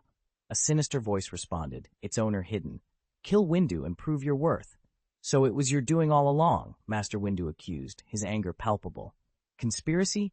There was never any conspiracy. I merely presented them with choices, Darth Marthael retorted with a sneer. Without the interference of the Jedi Order and the Galactic Republic, my plans would have proceeded much smoother. This ends now. I will capture you and ensure you face justice on Coruscant for your crimes, Master Windu declared, adopting the stance of the Vapad technique. Or perhaps your severed head will be the one displayed in the square of Lassax? A mocking voice interjected. Darth Lilim, a Twi'lek woman, watched from above, her presence adding to the tension. Windu, facing the Twi'lek, replied somberly, Edracatus, your fall once saddened me, but now it's clear you've embraced it willingly. Yet, the path we tread is the correct one, isn't it, Master Billabba? Darth Lilim taunted with a sly smile. Depa Billabba, regaining her strength, picked up her lightsaber without a word. The three adversaries encircled Master Windu, the air thick with danger. Taking a deep breath, Windu's eyes narrowed, a fierce determination igniting within him as he prepared for the battle ahead. With a swift motion, he dodged and instantly appeared more than 10 meters away, directly in front of Darth Lilim. His purple lightsaber sliced through the air with lethal precision. Darth Lilim, anticipating his move, conjured a powerful force lightning around her lightsaber, clashing it against his. In a split second, however, her body was yanked backward, narrowly evading a deadly strike aimed at her neck. Master Windu's lightsaber then met an invisible barrier, resulting in a fierce collision that unleashed a surge of explosive energy. Darth Lilim's complexion turned ashen, confusion etched on her face. She couldn't comprehend what had just transpired. Glancing down, she noticed her lights. Aber's hilt was shattered. When had this happened? What exactly occurred? Broken point. Let me demonstrate. Darth Marthael stated icily, positioning himself before Master Windu. In that critical moment, despite Darth Lilim's formidable strength and her quick response to Master Windu's ambush, his blade had targeted the breaking point of the Force within her. This breaking point, a nexus of immense power yet profound vulnerability, had been the focus of his attack. The last instance he had utilized this technique was during the Injori uprising years ago. Those who witnessed his prowess on the battlefield then would recall how he dismantled the Injori's armored tanks with a single stroke. Such was the potency of his shattering talent. Similarly, Master Windu's recent strike not only neutralized Darth Lilim's Force lightning, but also obliterated her lightsaber, rendering her defenseless.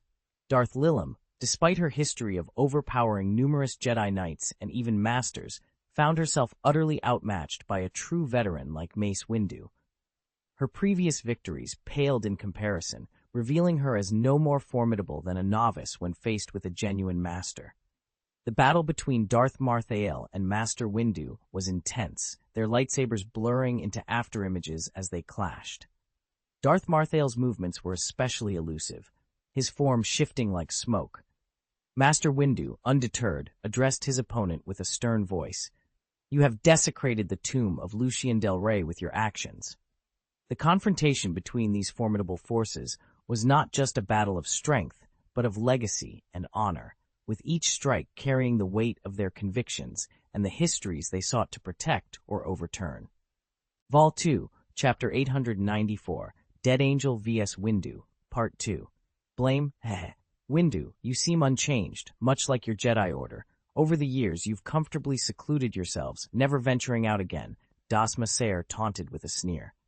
What if I told you this gauntlet was bestowed upon me by Lucien Del Rey? All I need to do is retrieve it and place it in the Jedi Order's secret collection, Master Windu responded, his voice deep and unwavering.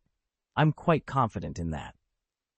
Darth Marthael grinned wickedly, his form dissolving into a cloud of smoke as he surged towards Windu. He wielded a blend of the third and fourth styles of swordsmanship, his proficiency in these techniques second only to the seventh dark side style, Juyu swordsmanship. With his mastery in swordsmanship and force cultivation, he could seamlessly integrate these two styles. The blood-red lightsaber in his grip traced a flurry of shadows in the air, its speed astonishing. Around him, countless resentful spirits manifested as black smoke, forming ghastly skeletons that wailed silently, a chilling effect that could unsettle the heart. This was Darth Marthael's most fearsome aspect. Jedi swordsmanship demands a strong mental fortitude, but the resentful spirits surrounding Darth Marthael could disturb their opponents' minds at a soul-deep level. This unease could significantly diminish a Jedi Knight's effectiveness in combat. Yet, Darth Marthael had attained the level of a swordsmanship master. While perhaps not on par with Darth Plagueis, who could blend all 7 styles, swordsmanship is honed over time. Seizing an opportunity, Darth Marthael aimed a precise strike at what he perceived as Master Windu's vulnerability, a culmination of 20 years of skill. However, he was suddenly overwhelmed by a profound sense of danger. Master Windu's lightsaber met the tip of his blade with unmatched precision, targeting the nexus of his origin force. Darth Marthael felt his origin force crumbling under Windu's attack, akin to a full-force punch being effortlessly deflected by a mere needle. In that brief moment, Darth Marthael made a critical decision. Activating the force barrier of Little Kleish's gauntlet, he managed to deflect Master Windu's lightsaber, sparing his own from destruction. It became clear to him that, in terms of swordsmanship, he was no match for Windu. The latter's broken point force talent was formidable, allowing him to pinpoint and exploit his opponent's weaknesses with devastating precision. Even after repelling Windu's attack with the force barrier, Darth Marthael could sense that Little Kleish's gauntlet had exerted far more power than usual. This was a testament to the strength of the Jedi Order's second-in-command, who had previously managed to overpower Darth Sidious. From this exchange, Master Windu also recognized the formidable nature of Little Kleish's gauntlet, unable to find a breaking point in the force barrier it created. For over 4,000 years, the legacy of a former Sith Lord had resurfaced, casting the shadow of the old Sith Empire over the Galactic Republic once more. Challenging the Jedi Order and all sentient beings. Taking a deep breath, Master Windu readied his sword once again. "Today, you will face judgment." "It seems we are in agreement," Darth Marthel retorted with a grin, shifting his stance to the 7th-style darkside swordsmanship, Zhuyue. In the next instant, they clashed again. Their lightsabers collided with the ferocity of a tempest, their combined forces creating a massive vortex that threatened to engulf everything in its path. Surrounded by an eerie atmosphere where the cries of ghosts and howls of wolves echoed, the battlefield between Master Windu and Darth Malthel was a chaotic storm of rubble and metal fragments, swirling around like lethal daggers. Master Windu had quickly realized that Darth Malthel's swordsmanship was inferior to his own. However, every assault he launched was effortlessly deflected by the gauntlet wielded by Little Kleish. Darth Malthel was well aware of this disadvantage, otherwise he wouldn't have dared to confront Windu so boldly. Shielded by Little Kleish's gauntlet, Darth Malthel unleashed the ferocious Zhu Yu swordsmanship with relentless aggression, forsaking all forms of defense in favor of a barrage of attacks. If Darth Malthel's onslaught could be likened to a tempestuous sea, then the purple lightsaber in Master Windu's grasp was the unwavering beacon amidst the storm. Each of Darth Malthel's strikes, no matter how fierce, was effortlessly dismantled by Master Windu's lightsaber, rendering them ineffective and failing to inflict any harm. Adding to the turmoil were the malevolent spirits that swarmed the battlefield. These spirits, remnants of Sith defeated in ancient battles, had been absorbed by Darth Malthel from the Sith ruins on Sojourn under the tutelage of Darth Plagueis. Now, given a chance by Darth Malthel, they eagerly sought to unleash their pent-up fury on Master Windu, attempting to assail and ravage his soul. Although the few spirits that managed to get close were instantly incinerated by Master Windu's formidable Force presence, their relentless assaults weighed heavily on his mind. The duel raged on for an entire half-hour, with Darth Malthel's vigorous and unyielding attacks never ceasing. Master Windu was astounded by such physical endurance, but soon uncovered its source. Faint black smoke rose from the corpses scattered across the battlefield, feeding into Darth Malthel, replenishing his stamina and Force energy. With the aid of Little Kleish's gauntlets, Darth Malthel seemed invincible. As the battle extended into another half-hour, even Darth Malthel began to feel the strain. Master Windu's mastery of the Force, particularly his broken point technique, was formidable. Each counterattack not only thwarted Darth Malthel's offensive, but also drained his Force energy.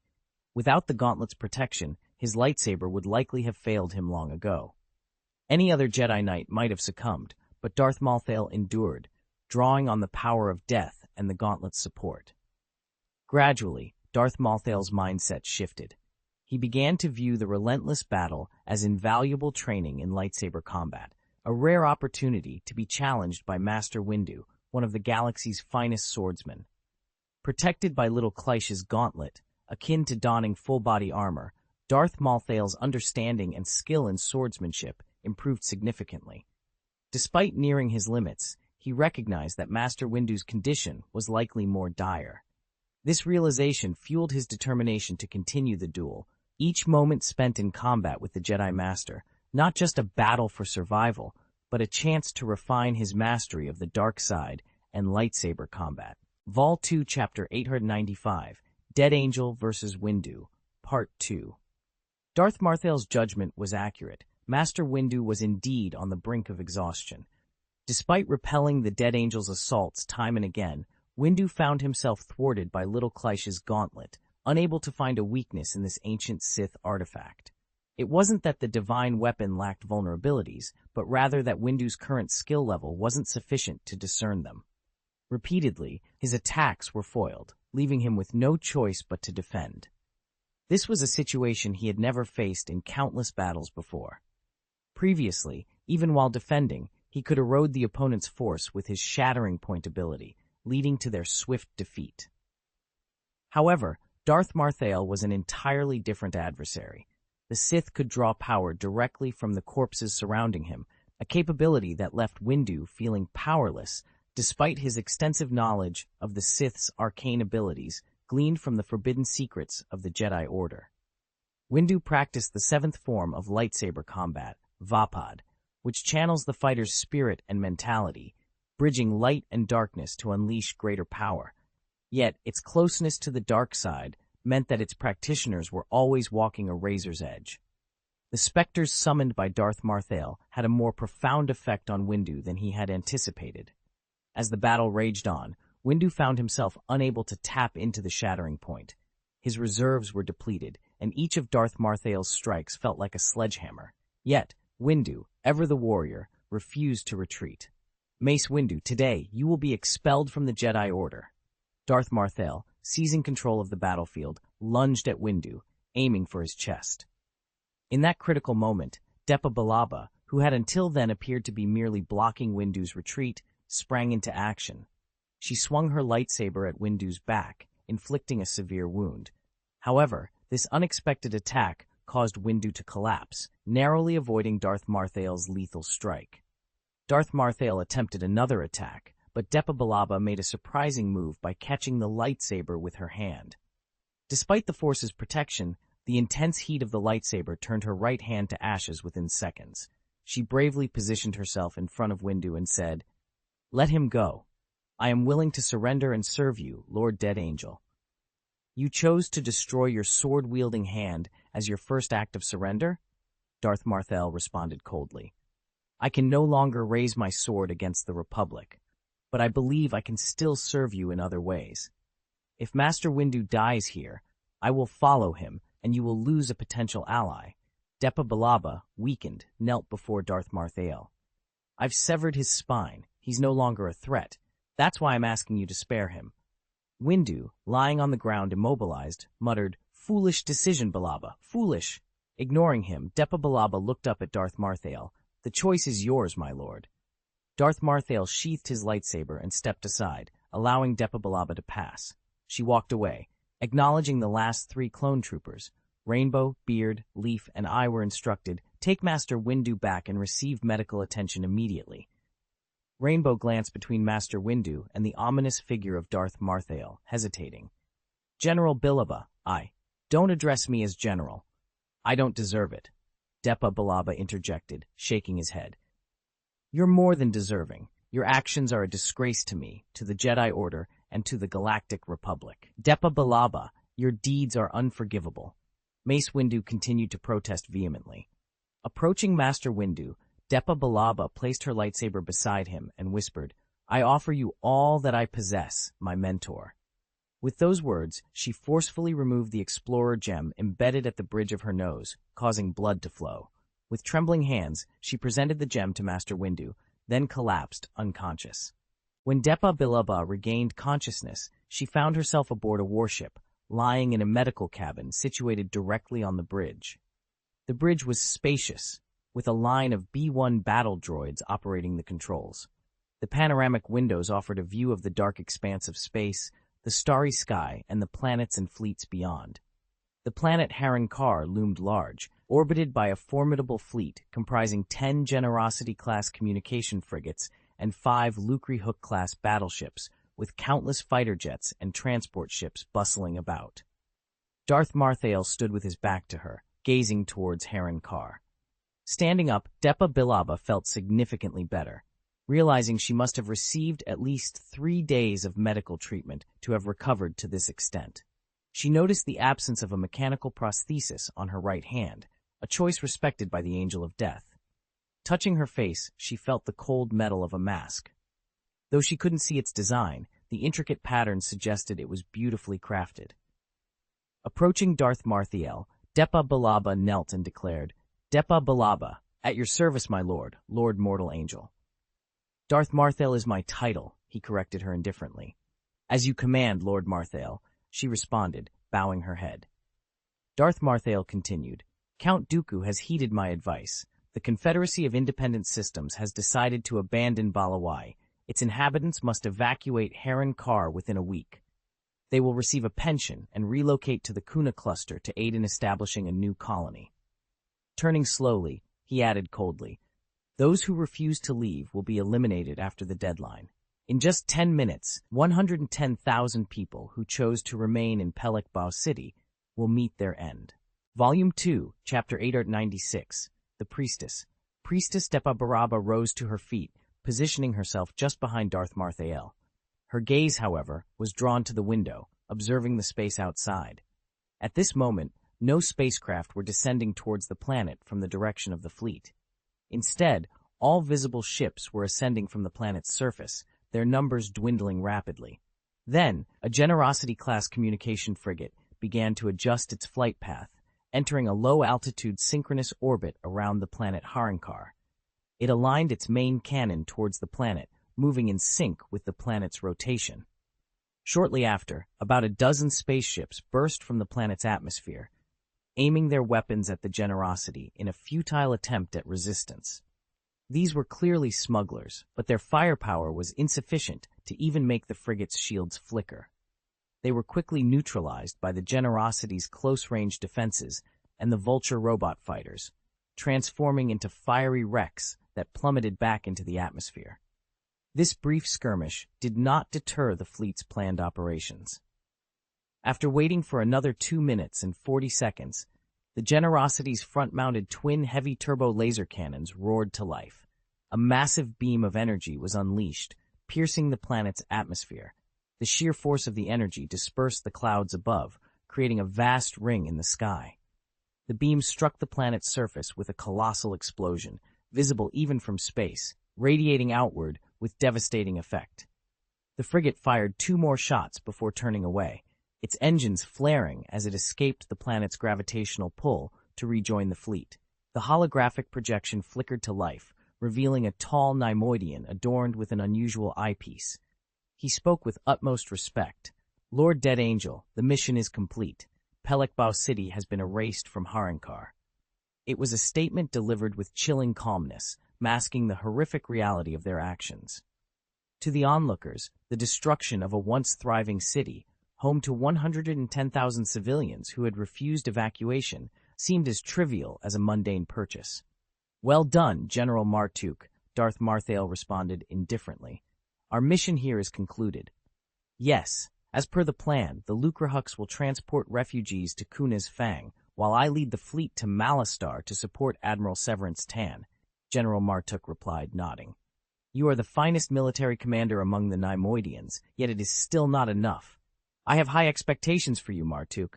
Do not disappoint me," Darth Marthael stated. "As you command, Lord Dead Angel," Martuk replied, bowing deeply. Despite his Neimoidian pride, which would normally prevent such deference to a human, his superior, Newt Gunley of the Trade Union, had insisted on showing utmost respect to Darth Marthael, prompting Martuk to set aside his pride. The communication ended, and through the window the fleet could be seen dividing. 5 Lucre Hook-class battleships and 10 Generosity-class frigates set off in different directions. Once clear of the planet's gravitational influence, they vanished into hyperspace with a flash of white light. "Lord, what are our next steps?" Depa Bilaba inquired respectfully. Despite the annihilation of 110,000 lives, possibly more, right before her eyes, her heart remained unmoved, her expression hidden beneath her ornate mask. "You have chosen not to raise your sword against the Galactic Republic and the Jedi Order. I will not force you. After all, my most dangerous enemy is not the Galactic Republic," Darth Marthael began, hinting at a deeper, more personal vendetta that drove his actions. Darth Marthael paused, his gaze shifting. "It's not the Jedi Order anymore," he said, his voice carrying a weight of finality. "It's the Galactic Empire now." Depa Bilaba's body trembled beneath the weight of his words, though her ornate mask concealed any change in her expression.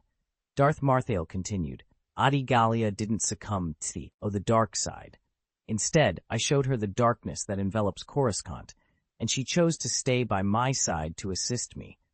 Of course, this was after I granted her a second chance at life, a chance she felt compelled to accept. However, your situation is different," he said, turning his attention fully towards Depa Bilaba. "My resurrection technique is flawed. Those I bring back lose their potential for growth, with the sole exception of Darth Lilim. I'm still investigating the cause of this anomaly. Therefore, I leave the choice to you. Observe the reality of this galaxy, and then decide for yourself." Approaching Depa Bilaba, who knelt obediently, Darth Marthael raised his hand, revealing a gem enveloped in the dark side of the Force. This is the Supreme, a gem that once adorned your forehead. After you discarded it, I retrieved it from the jungles of Harankar and, through Sith alchemy, imbued it with a new purpose. He named the gem True Sighter as he placed it on the forehead of Depa Bilaba's mask. I gave you this mask because you've severed ties with your past. I want you to have a fresh start. Moreover, when you tore out the 2 gems embedded in your bone, you were left disfigured, quite unsightly. I will undergo surgery immediately to repair the scars, Depa Bilaba said, her head bowed. Darth Marthel looked at her with a mocking tone. Do you truly believe those scars can be healed? The Supreme and the Explorer once symbolized your essence. By abandoning them, you've inflicted wounds not just on your body, but on your soul as well. No medical technology can mend that. Depa Bilaba remained silent, her head still lowered. As for your name, Darth Marthel said, tossing a card before her. Picking it up, Depa Bilaba saw an image of a solemn, holy woman dressed in white robes and a high crown. Depa Bilaba, as you were known, dies today. Henceforth, you will be called Priestess, Darth Marthel declared. Thank you, my lord, for bestowing upon me this new name, said Depa Bilaba, now the Priestess, bowing deeply. Let's depart for the Dre 2 satellite, Darth Marthel commanded, turning away from her, signaling the end of their conversation. In his reflections, Darth Marthel considered the transformation of Depa Bilaba. As a Jedi Knight, she was wise, powerful, and brimming with potential. She possessed sharp insight and precise intuition, and her spirit was unbreakable, always striving for justice and truth. Yet she had become lost, questioning her path.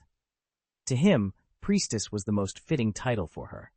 To the uninitiated, it might seem like just a name, but in the vast expanse of the Force, a name carries significant power. P.S. The interpretation of Priestess varies widely online. Feel free to explore these meanings for yourself. Volume 2, Chapter 897, New Blood. In the heart of the Galactic Republic, on the bustling capital planet of Coruscant, a spaceship made a hasty landing at the Jedi Temple's spaceport.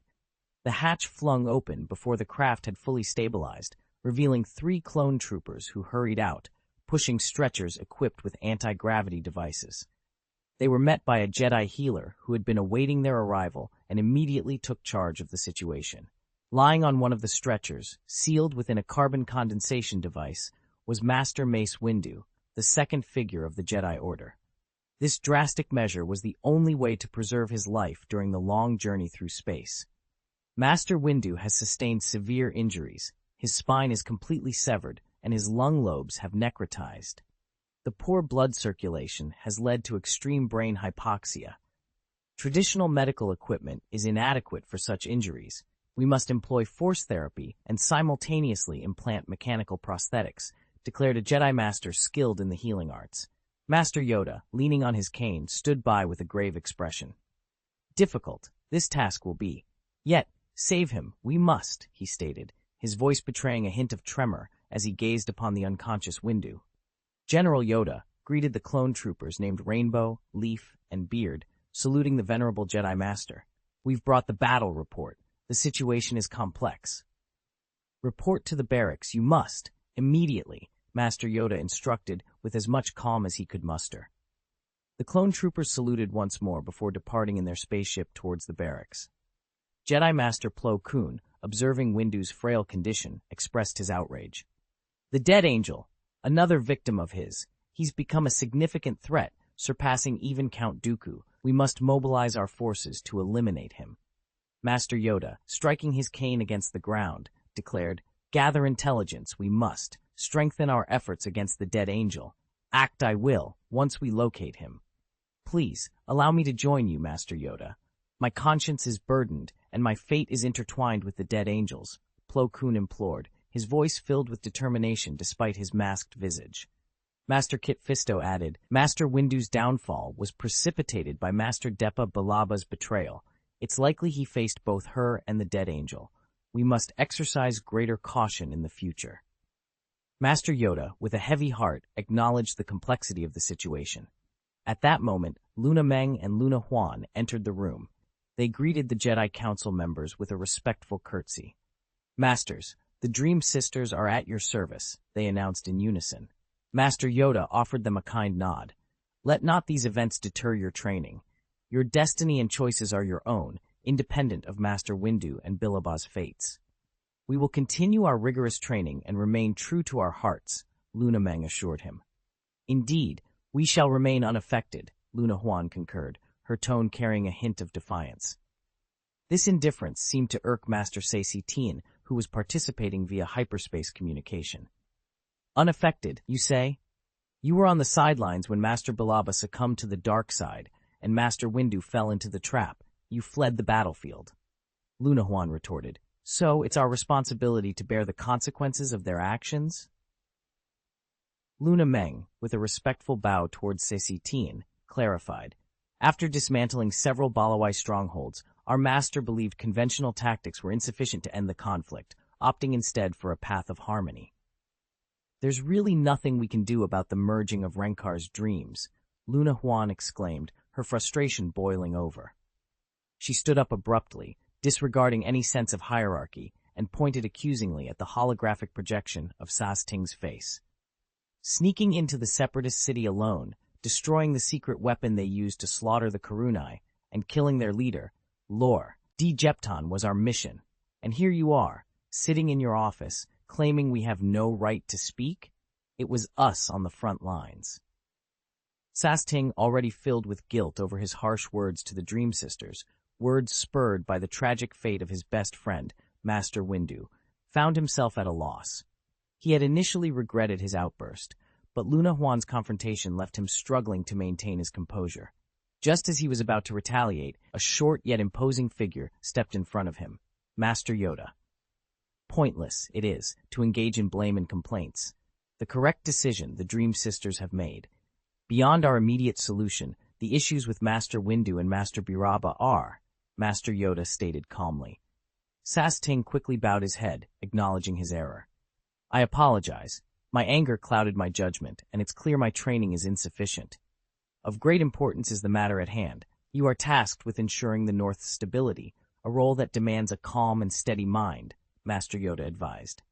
Yes, Master, Sas Ting responded, turning to Luna Huan, who was still visibly upset, and offered a sincere apology. I was wrong to lash out at you in anger. I am sorry. Luna Huan responded with a huff, turning away to show her lingering annoyance, while Luna Meng simply bowed in a polite acknowledgement of the apology. Master Yoda then addressed the Dream Sisters directly. Another master to teach you, we will arrange, as was the original plan. A message from Master Depa Balaba was received earlier. You have completed your trial, confirmed by Master Baraba. Does this mean we've graduated from our apprenticeship? Luna Phantom asked, her eyes sparkling with excitement. Plo Koon, who held a fondness for the sisters, confirmed. Indeed, in her last message, Master Depa Balaba informed us that you infiltrated Pelek Bao City alone, eliminated Count Dooku's dark acolytes, and destroyed their secret weapon. Your strength and wisdom truly make you deserving of the title of Jedi Knights. You have graduated. Wow, that's amazing, Luna Han exclaimed, embracing her sister in excitement. Her joy stemmed not from graduation itself, but from the newfound freedom it represented. No longer would they be subject to strict oversight. The Masters present observed the sisters' celebration with a sense of relief. The purity and peace emanating from their connection to the light side of the Force were undeniable, confirming their exceptional cultivation despite their unconventional behavior. As Master Depa Balaba had believed, the sisters were seen as the future of the Jedi Order. Their unique spirit and the affection they garnered from the Order's elders, who indulged their preference for bright and beautiful dresses, were testament to their special place within the Order. Sacrifice and dedication are essential experiences. The harsh realities of war must be acknowledged, but as long as they continue to grow, the light of the Force will persist, and they will uphold the future of the Jedi Order, Master Yoda concluded, with the other Masters nodding in agreement. Vol 2, Chapter 898, Unit 99, and the Jedi Council. Master Procon continued, following our previous decision, I will summon Masters Akin Koral, Stace Ali, Coleman Kasagi, and Obi-Wan Kenobi. Their cultivation and character have proven to be the finest among the Jedi Knights, making them crucial additions to the Supreme Council. Sacrifice for the faith of the light honors all the comrades we've lost. The legacy of the light is eternal. Victory will be ours, through the perseverance of generations, Master Yoda declared. We will prevail. Even if I perish, Obi-Wan, Anakin, and the Dream Sisters will be capable of bearing the great responsibility and propelling the Jedi Order forward, Prokong stated with conviction. The hope of the Jedi lies not only in the present, but also in the future. Master Yoda nodded, his gaze drifting to the vast starry expanse beyond the window, though his heart was heavy with concern. He had foreseen glimpses of a dark future through the Force, but was still puzzled about the source of this darkness. The most apparent threat in the galaxy was the Angel of Death. Yet the situation was more complex. During encounters with the Jedi, the Angel of Death had insinuated that the Sith Lord was not alone. But who could the other be? Count Dooku seemed an unlikely candidate, since, according to intelligence from an unnamed double agent, Dooku's name was absent from the Book of the Sith, disqualifying him as a Sith Lord. This revelation, too, came from the Angel of Death. Another Sith Lord. Who could it be? What was the origin of the disturbance in the Force? Was Anakin truly the chosen one, or was there another? How and when would the balance of the Force be restored? Where was the conflict between the Republics and the Separatists headed? The future was clouded with too many questions and mysteries, offering no clear path forward. Clone troopers Rainbow, Beard, and Leaf arrived at the Coruscant military area in their spacecraft and proceeded to the command center to report. Unexpectedly, they were immediately directed to the medical center. There, they underwent a series of medical examinations and scans and were questioned in detail about their recent battles on the planet Harenkar. Subsequently, they were escorted to a laboratory. Upon entering, they were greeted by Jedi Master Shakti, clad in a brown coarse robe, alongside two Kaminoan biologists. The presence of Master Shakti, who had significant authority over all clone soldiers, instilled a sense of unease in Rainbow and his companions. Master Shakti had long been stationed on planet Kamino, safeguarding it from invasion while overseeing the production and training of clone soldiers. Thus, every clone trooper had been under her tutelage, commanding a deep-seated respect akin to that for a head teacher or principal from one's school days. The direct summons by Master Shakti was unexpected. However, she addressed them casually. The planet Harenkar is known for its challenging combat environment, isn't it? Rainbow hesitated before responding. Indeed, the planet is enveloped in illusions, particularly within its jungles. It's difficult to discern reality from mirages. The interference with electronics further complicates obtaining accurate information.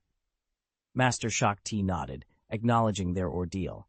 Yet, you survived Harenkar's harsh conditions and emerged as the sole survivors. This speaks volumes about your exceptional skills and ingenuity. Rainbow and his companions exchanged glances, their expressions tinged with sorrow. Beard sighed. Actually, our survival. Master Depa Balaba's sacrifice saved them. They would have preferred to die on the planet of Harenkar, rather than witness such a tragic end to the battle. Shakti understood their feelings deeply, having read the combat report they sent. She emphasized that what had happened was irreversible and that the Jedi Order would handle Depa Balaba's matter. Now, she wanted to discuss something concerning them directly. "What's the matter?" Rainbow asked, suspicion evident in his voice. A Kaminoan interjected. "After conducting scans, we found that the electrical activity in your cerebral cortex is more than 8 times that of a normal human being.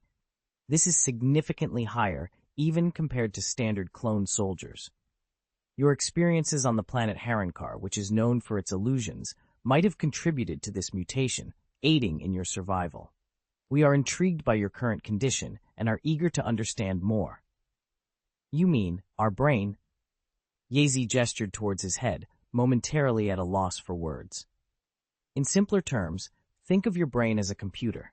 While the total capacity remains unchanged, the processing speed has significantly increased. Currently, this enhancement is beyond your control, but we're curious about the potential outcomes if you could manage this process," another Kaminoan explained. "So, are you planning to dissect us to study this?"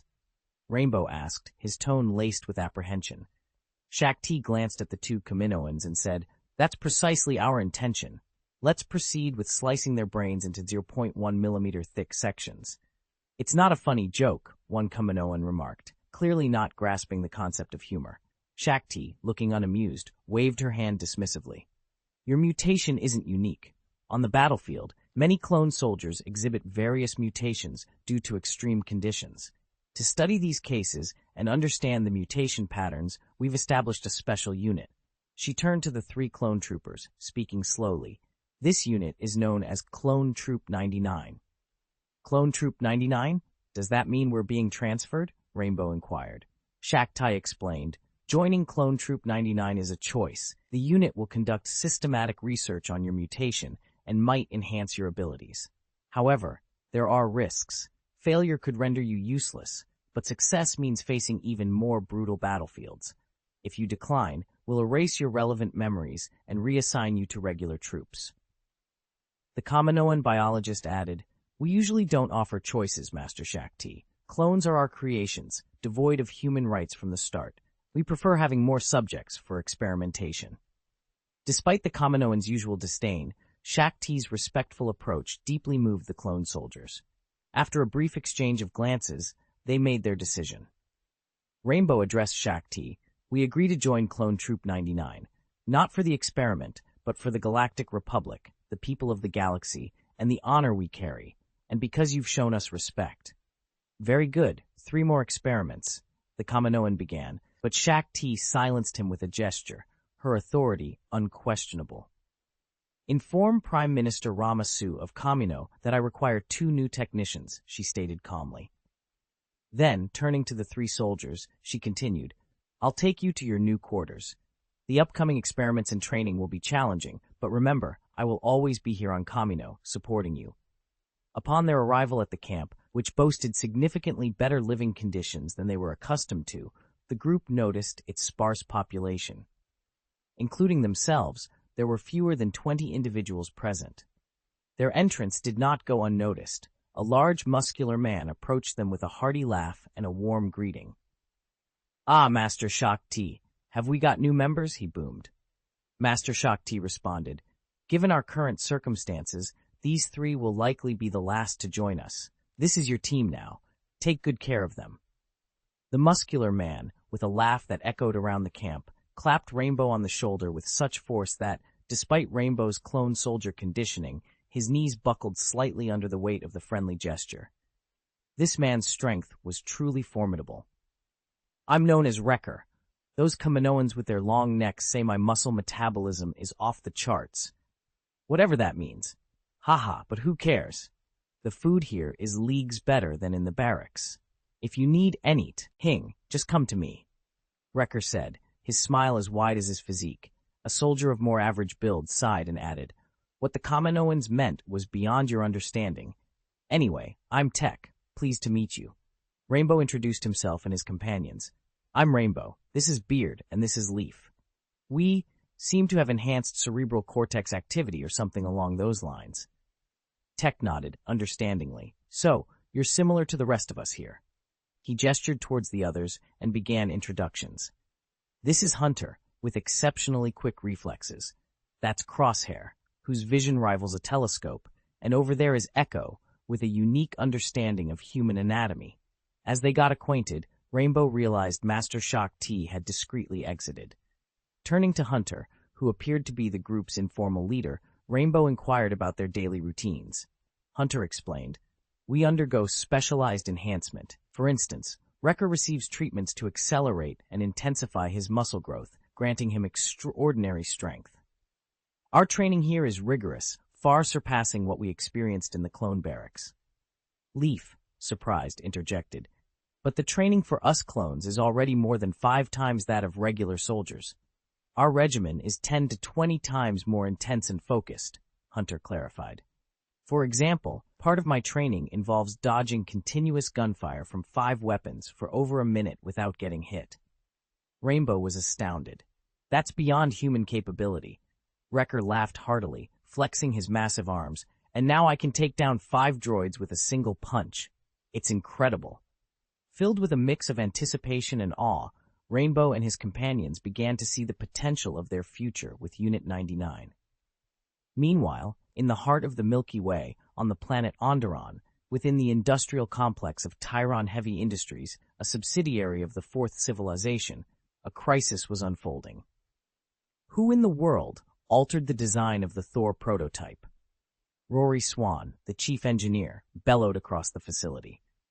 Engineers, who were en route to the lab with their breakfast in hand, instinctively veered away from the source of the commotion, a testament to how routine these outbursts had become.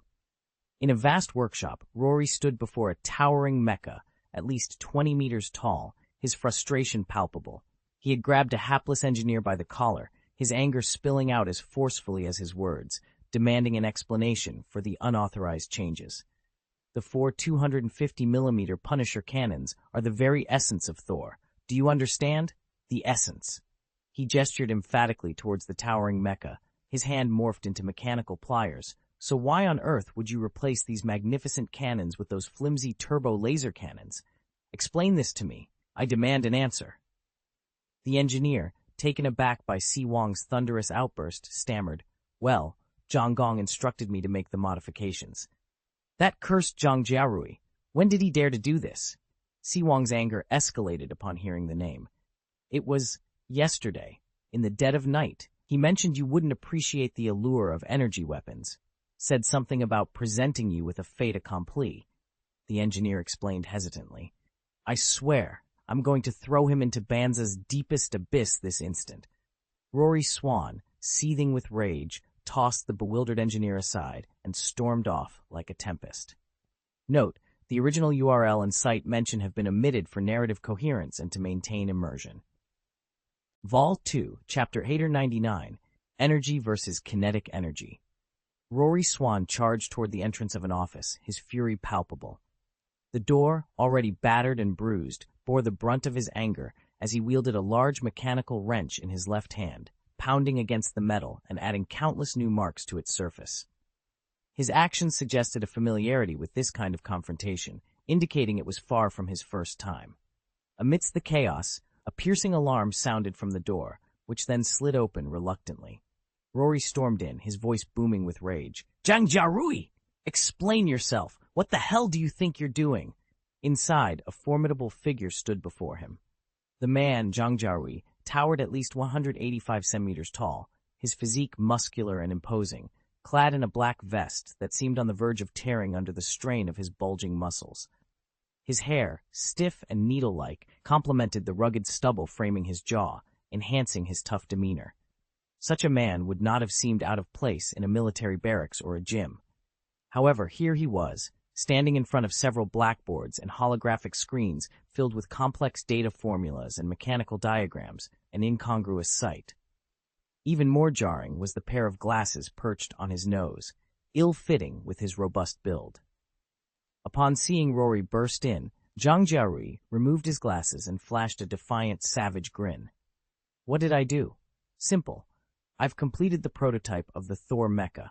Just 5 minutes ago, I submitted it for final approval to the engineering consultant who's just arrived. Ha! I've always said that energy weapons are the future of armament. Clunky kinetic energy weapons belong in the scrap heap of history. You bastard, there's no way you could achieve such a transformation overnight. Rory retorted, his presence somewhat diminished by his shorter stature, yet his indignation was palpable. Of course I did, Zhang boasted, unfazed. I had already designed and manufactured the entire energy transmission scheme for Thor, from the engine to the shield and the turbo laser cannon. The 4 250mm caliber Punisher cannons that were mounted on Thor a few days ago were merely for show, a complete waste of space. I've since converted the ammunition storage into an additional energy system. Ha-ha! With a click of his computer, Zhang projected an image of a majestic giant mecha. The holographic projection revealed a 20-meter-tall behemoth, its dimensions a testament to its formidable presence. Its massive mechanical feet, equipped with pincer-like grips, promised stability. The mecha's arms boasted twin-mounted Thor's hammer particle beam cannons, and its back was outfitted with 4 heavy-duty turbo laser cannons. This mecha was a veritable weapon platform, its firepower rivaling that of some frigates. See, only energy weapons can fully harness Thor's potent energy system, eliminating the need for ammunition and reducing the load, all while maintaining formidable combat effectiveness. How? Zhang's triumphant laughter was cut short as Rory landed a solid punch to his stomach, the force of the blow nearly making him regurgitate his lunch. You fool! The true essence of Thor lies in the heavy warheads of kinetic weapons and the billowing gunpowder smoke, and you've also scrapped my newly installed Javelin cluster-to-air missile system, haven't you? Rory, seizing the moment, followed up with an uppercut that sent Zhang reeling. The engineers and technicians in the surrounding engineering department were no strangers to such disputes. They picked up their tools, a response born out of familiarity with these heated confrontations. In the midst of chaos and clamor, Zhang Jiarui and Rory Siwang were embroiled in a heated debate turned physical altercation. The dispute centered around the efficiency and practicality of military hardware, specifically the turbo laser cannon versus kinetic weapons. Zhang Jiarui, leveraging his physical prowess, launched Rory Siwang across the room with a powerful kick to his abdomen, propelling him like a ball several meters away. Amidst the confrontation, Zhang Jiarui berated Siwang. The turbo laser gun is designed for dual purposes. By installing the Javelin cluster missile, you've added an extra 4.7 tons. Are you planning to carry that weight yourself? Taking advantage of his towering stature, Zhang Jiarui continued his assault, sending Rory Siwang tumbling. However, Siwang retaliated with a mechanical plier strike to Zhang Jiarui's toe, causing him to wince in pain. Unyielding, Siwang charged into Zhang Jiarui, likening himself to a rolling mass of iron, and argued, "Can your precious turbo laser cannon penetrate ATE armor? The 600-pound heavy-core armor-piercing projectile I've paired with the artillery is more than sufficient." Zhang Jiarui countered with a punch to Siwang's nose, emphasizing, a single Thor would necessitate 20 supply trucks for support. He argued for the efficiency of the logistics department in such operations. Their exchange escalated, with each blow accompanied by technical jargon and data, turning their physical fight into a debate over mechanical engineering principles. The surrounding engineers and technicians, captivated by the spectacle, began to document the valuable design insights that emerged amidst the chaos. In a decisive move, Zhang Jiarui exploited a vulnerability in Siwang's defense, hoisting him off the ground and spinning him around. "Experience the ineffectiveness of your beloved kinetic weapon firsthand," he declared, before hurling Siwang through the laboratory glass. Siwang's trajectory resembled that of a kinetic energy projectile, leaving him battered outside. The sudden cry of a child from outside halted the commotion. Concerned, Zhang Jiarui dashed outside, snatching a piece of chocolate from a female engineer along the way. He discovered a young boy about 5 years old, pushing an anti-gravity trolley with a toddler inside, both staring at the injured Siwang. Zhang Jiarui's demeanor softened immediately. Squatting down to the children's level, he offered the chocolate to the little girl, gently coaxing, "Don't cry, Han. It's okay."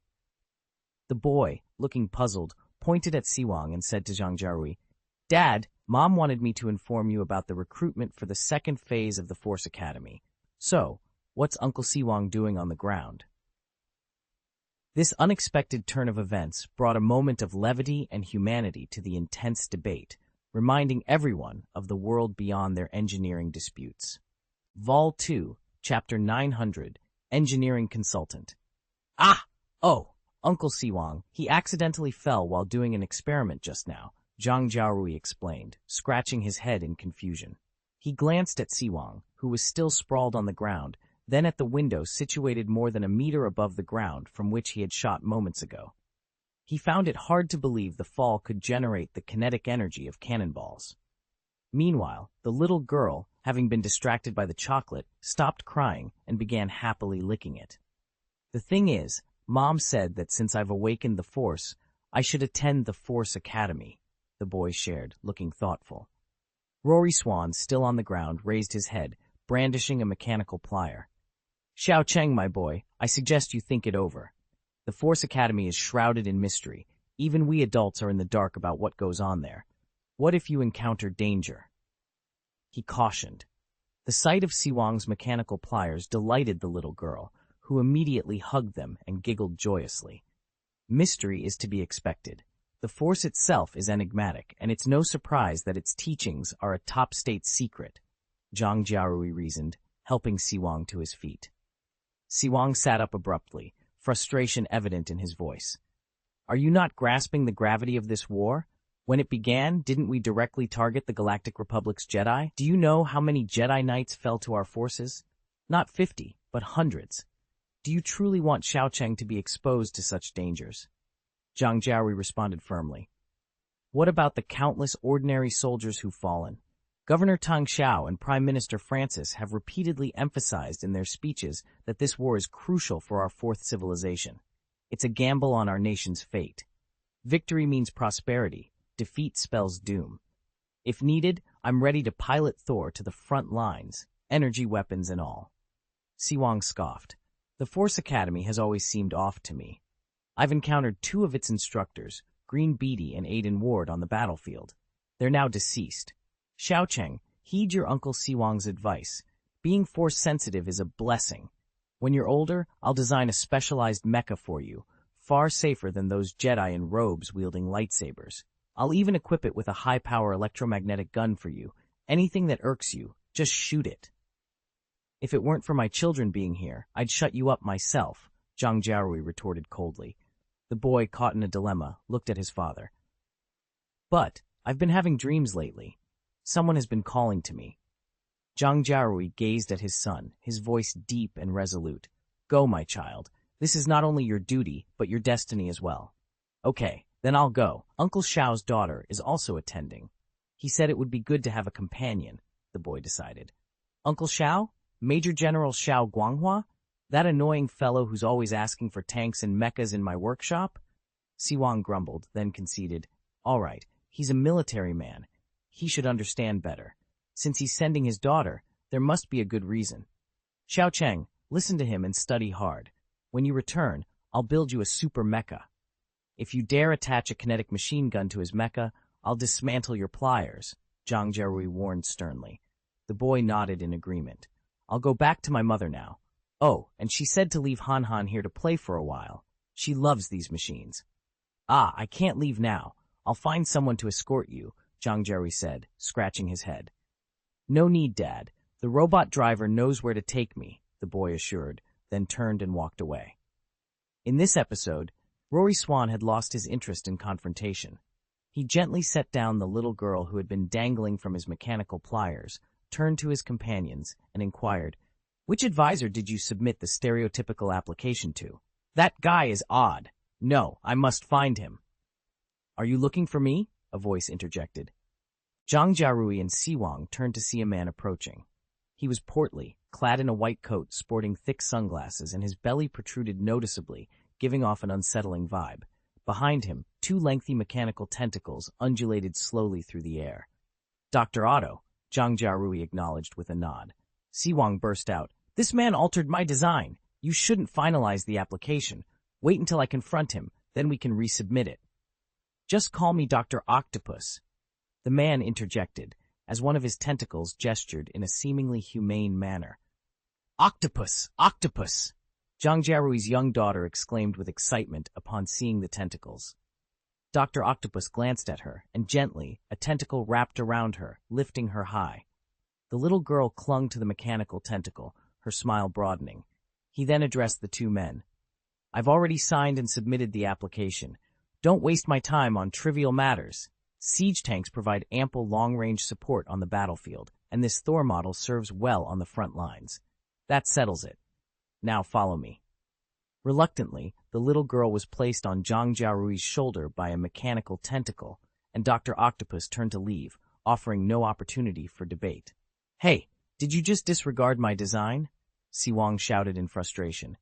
Ah, he's an engineering consultant from Dawn Planet, officially endorsed by the governor. His word is final, Zhang Jiarui said, his mood surprisingly light. He clapped Siwang on the shoulder, adding mockingly, Take your so-called kinetic artillery and go back to sleep, ha ha ha! Insolent boy, you'll regret this, Siwang retorted angrily. This is merely a temporary measure. The firepower of the turbo laser cannon can be substituted by an aerial platform, but you can't mount a large-caliber kinetic energy weapon on a fighter jet. Suddenly, two menacing tentacles from Dr. Octopus shot out, halting mere centimeters from them. His voice turned ominous. I said, the discussion is closed. Are you deaf? Zhang Jiarui and Siwang exchanged glances, a cold sweat breaking out on their foreheads. They fell silent, ceasing their protest.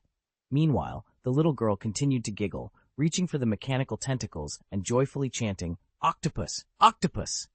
As Dr. Octopus withdrew his tentacles, he announced, I have two projects in the pipeline, the Rhino Mecha and the Vulture Mecha.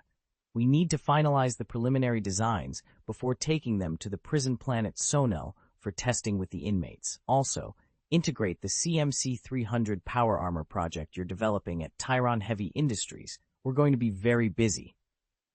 Did the governor approve this project? Siwang asked, still somewhat disgruntled. That's why we need to present it on his desk, Dr. Octopus replied as he walked away, signaling the beginning of a busy period ahead. Vol 2, Chapter 901. Family on the Dawn planet, nestled within Dawn City, stands a modest three-story house. Its square, somewhat plain appearance and slightly aged facade suggest a structure built for functionality rather than aesthetics. This type of modular housing, common in the western part of the city, harks back to the early days of the colony when these were the first to be airdropped to form the burgeoning city center. Positioned near a river, these homes benefited early settlers by providing easy access to water for both agricultural and domestic needs, significantly aiding the colony's initial development. However, as the city expanded, the river that once served as a lifeline became an obstacle, prompting the city's growth to veer northward. The administrative heart of the planet eventually shifted north, relegating the west to the old city. Yet the inhabitants of these modular homes are far from ordinary. Many are pioneers of the colony, now holding significant roles within the Fourth Civilization, embodying the essence of hard work and dedication to the progress of their society. Despite the city's expansion and the emergence of more luxurious dwellings, these stalwarts prefer their humble abodes, a testament to their simplicity and commitment. A local saying humorously notes that in the West's unassuming modular homes, one might inadvertently hit a minister with a thrown brick, highlighting the area's distinguished residents. In one such home, Major General Xiao Guanghua, a revered figure in the Fourth Civilization's military, embodies this blend of simplicity and significance. Despite his high rank and the respect he commands, Xiao Guanghua's morning routine is remarkably ordinary. He meticulously prepares breakfast, arranging fried eggs atop butterfly noodles with a sprinkle of salt, his actions more reminiscent of a diligent homemaker than a military officer. Yet, were he to step into the grand administrative center in the city's north, he would be met with salutes and reverent greetings, a stark contrast to his domestic persona. This morning, as he serves breakfast to his wife and sets aside a bowl for an unseen presence, his actions hint at a deeper, familial bond. Calling out to his daughter Swallow, he receives no response, a common occurrence that doesn't deter him. He playfully attempts to coax her out of hiding with the promise of her mother's baked egg tart, eventually revealing her presence with a well-timed gesture. Swallow, a fair-skinned, pink-cheeked girl of about 5 or 6, appears surprised, questioning how her father discovered her hiding spot.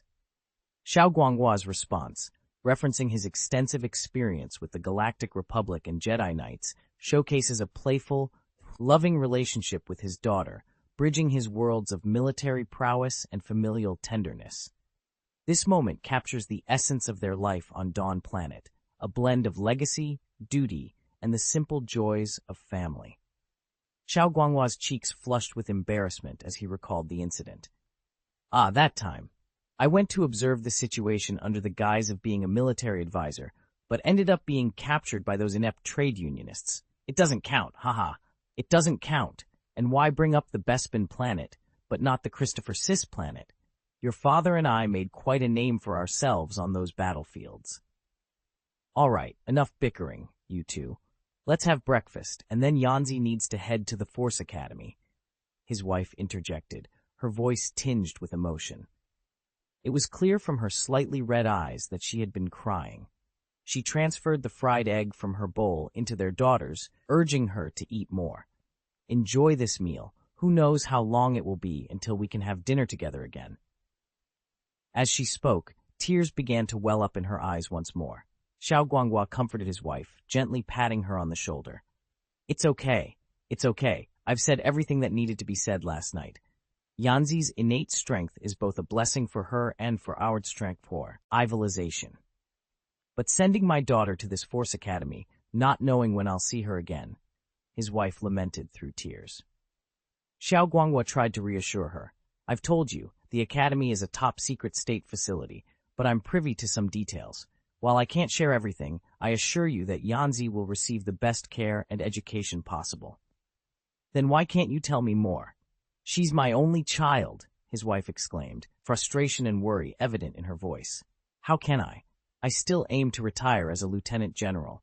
What if I divulge secrets and end up demoted?" Xiao Guanghua joked, trying to lighten the mood despite the heavy feeling in his heart. Their daughter, showing maturity beyond her years, comforted her mother. "Don't worry, Mom. I'll be back after I graduate." Just then, a whistle sounded from outside. Xiao Guanghua opened the door to find a Solarian standing there, identifiable by his attire as a member of the Sarah Rui Special Service Team. The presence of such a notorious and formidable group from the Galactic Republic to escort the new Force Academy students underscored the importance of the Academy and its students. The Solarian quickly informed Xiao Guanghua, "General Xiao, it's time. I'm here to take Xiaoyan to the Academy. We'll depart directly from the Mothership Glory. There's no need for you to accompany her. Xiaoyan will receive the finest education and training. If all goes well, you'll see her again in 5 years." Xiao Guanghua nodded, then turned to embrace his daughter tightly, his voice filled with emotion. "Work hard, Yanzi. You must be the best." Tears streaming down her face, the little girl replied, "Don't worry, Dad. I will be." As the suspension car's engine roared to life and it headed towards the spaceport, Xiao Guanghua saluted the fading vehicle. Standing tall in the morning sun, he epitomized the dedication of a soldier to his family and country. Then he felt the warm embrace of his wife from behind. Her hands, rough from years of household chores, wrapped around him, but he found himself at a loss for words. "You're leaving too, aren't you?" his wife whispered softly. Xiao Guanghua sighed, the weight of his duty heavy on his shoulders. "To the Marathon planet. Admiral Severance Tan has already defeated the Republic forces. We need to capture the planet's capital within a month, and I will lead the 4th Legion personally." His wife's embrace tightened, her voice breaking with emotion. "You will come back, won't you? I used to have Yanzi with me, but now—" Holding his wife's hand firmly, Xiao Guanghua spoke softly. "I must go. This is the responsibility borne by our generation. Let us handle all the battles that need to be fought, Yanzi and the rest. When I grow up, you won't have to fight anymore." His wife burst into tears. "But after Yanzi returns from the Force Academy, he'll be sent to the battlefield, right? Against the Galactic Republic. How will this ever end?" Xiao Guanghua drew his wife close, embracing her while gently stroking her back. He gazed upward at the silhouette of Valkyrie missile frigates gliding across the sky, his voice unwavering with conviction. "We will emerge victorious. We must." At that moment, the artificial star ring began its slow rotation in the sky, casting vast shadows that dimmed the sun. Even from the ground, the dense array of lights on the star ring was visible, illuminating the colossal space docks that dotted its structure. Amidst this display of staggering industrial might, his wife's tears ceased. She lifted her gaze to the heavens, watching a shuttle ascend towards the spaceport, piercing the sky with its trajectory. The scene underscored not just the immediate personal struggles of Xiao Guanghua and his family, but also the broader context of a civilization at the brink of monumental conflict. The juxtaposition of intimate human emotion against the backdrop of immense technological power served as a poignant reminder of the personal costs of war, even as humanity reached new heights of achievement. Vol 2, Chapter 902, Dre 2 Satellite. In the outer reaches of the Milky Way, nestled within the Pelgrin sector, lies a region far more remote than the already southern planets of Rylos and Rhodes. This sector, part of the southern expanse of the Milky Way's stellar map, is seldom visited. The last census conducted by the Galactic Republic in the Pelgrin sector, some 450 years ago, recorded a population of approximately 6 million, spread across 9 planets with basic atmospheres. It's worth noting that the census data included a disclaimer about a potential 20% fluctuation in population figures, highlighting the sector's obscurity and the difficulty in obtaining accurate demographic information. The Dre Galaxy, situated within this overlooked sector, is particularly unremarkable. It comprises 3 planets, 2 of which are gas giants. One is a striking dark red due to the high concentration of iron oxide in its atmosphere, while the other boasts a vivid blue hue, a result of its methane content. The third planet is barren, its surface covered in black crust and soil, with an atmosphere choked with acidic substances, rendering it inhospitable to life. Orbiting the dark red gas giant are 4 satellites, among which is Dre 2. It is the smallest and named for its position as the second closest to the planet. Dre 2 has a thin atmosphere, partially borrowed from the gas giant, which barely supports life. The satellite receives minimal light, reflected from the gas giant, resulting in low temperatures that hover around freezing. Its landscape is predominantly dark gray deserts, with the exception of the equatorial region, where slightly warmer temperatures allow for some precipitation and the growth of dwarf vegetation. However, the current state of the Dre Galaxy would astonish any Galactic Republic census taker. The galaxy now hosts at least 7 large space stations, all operated by the Geth for resource collection and as space docks. Over 30 large insect-shaped warships orbit the planet, accompanied by 4 Geth cruisers, each 400 meters in length. The Geth have effectively secured the Dre Galaxy. A Neimoidia-class shuttle emerged from hyperspace, making its way toward Dre 2 and descending into the satellite's atmosphere. It flew over vast dark gray deserts before passing a complex of buildings situated amidst the barren landscape. This complex, though ancient and partially in ruins, had been meticulously restored, its golden metallic structures providing a stark contrast to the surrounding dark gray rock formations. The shuttle bypassed the external docking port, instead heading directly into one of the buildings. Inside, everything was adorned in gold, exuding an air of opulence. Once the doors sealed shut, the air purification system activated, quickly filling the space with fresh, slightly floral-scented air. As the hatch opened, 6 young children, escorted by a few soldiers from the Solaris Special Forces, stepped out. Their eyes roamed curiously over their surroundings, taking in the architectural style that clearly did not originate from the Fourth Civilization. The golden hues and intricate carvings indicated that the creators of this complex possessed not only a high artistic sensibility, but also the ability to meld beauty with functionality. Among the children was Xiao Yan, who appeared more composed than her peers, likely due to her advanced awakening of the Force. A young boy whispered to her, his voice tinged with confusion, "Why? Are we brought to a school only to be handed over to aliens?" He gazed around, trying to make sense of their presence on this desolate planet. The landscape was desolate, seemingly untouched by civilization, as if it had been deliberately chosen to remain hidden from prying eyes. Xiaoyan glanced at the little boy beside her, not recognizing him. Although they had been on the same spaceship, the intimidating presence of the Solaris soldiers had kept them from speaking. During the journey, a couple of children had even burst into tears, only to be consoled by the soldiers with a few pieces of candy. Xiaoyan had stepped in to comfort them as well. "This place seems so barren. I would have thought the golden light indicates a bustling city," Xiaoyan mused, tilting her head. "The planet is very quiet," the little boy observed solemnly. "I can't hear many sounds." "You have such keen hearing?" Xiaoyan asked with interest. "By the way, my name is Xiaoyan. What's yours?" "I'm Zhang Shucheng. I know you, Sister Xiao. I saw you last month in the engineering department with your father.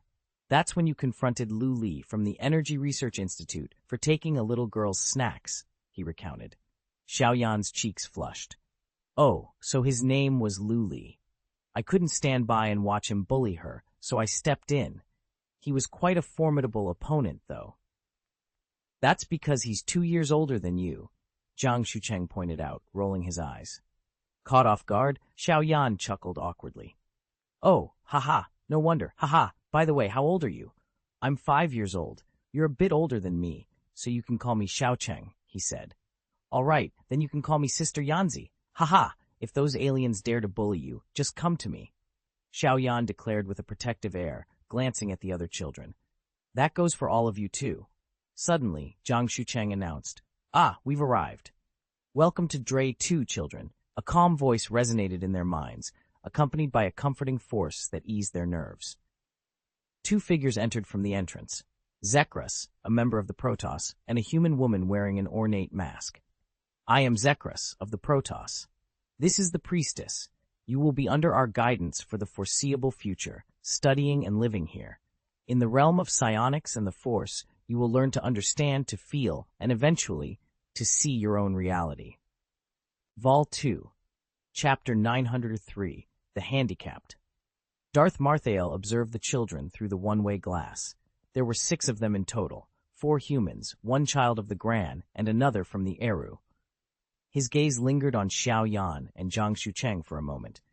"Your Highness, wouldn't you like to meet these children in person?" asked the resurrected Jedi Master Green Betty from beside him. "There's no need to add more pressure on them. They are still young, and this civil war is not the right time for them to come forward," Darth Marthael responded with a cold tone. "The involvement of the priestess will provide these children with the best possible learning environment. Although her taking up arms for me would make her the second strongest here, I am more interested in her nurturing new talents for our cause." Aiden Ward, another resurrected Jedi Master, added, "The girl is Xiao Yan, daughter of Army Major General Xiao Guanghua. She reportedly began to manifest the ability to become invisible a few months ago. The youngest boy, Zhang Xucheng, is the son of Zhang Jiarui, the deputy chief engineer at Tai Lun Heavy Industries. It's said he can hear sounds beyond the normal range, including those of trees and stones, a talent we only recently discovered. Our fourth civilization has struggled with the census of Force-sensitive individuals due to a shortage of Force users to conduct it. The process is incredibly detailed and slow, and even the Jedi Order has not been able to fully commit to it. We were fortunate to discover these 6 children," Green Betty remarked. Darth Marthael noted, "Within the fourth civilization, the Solarians, Vassians, and Cimmerians exhibit weak Force talents, making Force sensitivity rare among them. However, despite the Ilu population being only about 500 million, it's noteworthy that they have individuals sensitive to the Force. Given our relationship with the Ilu, I recommend we intensify the indoctrination for this child," suggested Green Betty. Darth Marthael watched as the children, led by Zakaras, headed towards the residential area, his expression unchanged. "There's no need for such drastic measures. It will only hinder the child's development. After more than a decade, she will naturally align with the ideals of the fourth civilization." "Yes." The 2 resurrected Jedi Masters responded respectfully, though Darth Marthael regarded them with a hint of indifference. He had observed that those resurrected by his technique lost their creativity and potential for growth, a side effect of the process. Both of his companions had become notably less vibrant, especially Green Betty, who had once been a highly intelligent and perceptive Bassa Jedi Master, but had since dulled. Even as they served in the Covenant of Twilight, they struggled to adapt their teaching to the unique needs of each child, a concern Zakaras had raised. According to Zakaras, they were akin to walking dead, ill-suited for the Covenant. Their ultimate fate was to die in battle, hopefully taking some Jedi Knights with them. Another tragic case was that of Luo Feng from the Computer Science Department, who had committed suicide. Previously an elite talent and elder in his field, he was killed by the Geth during the chaos caused by master computer expert Tremi Bullard's integration into the Geth network.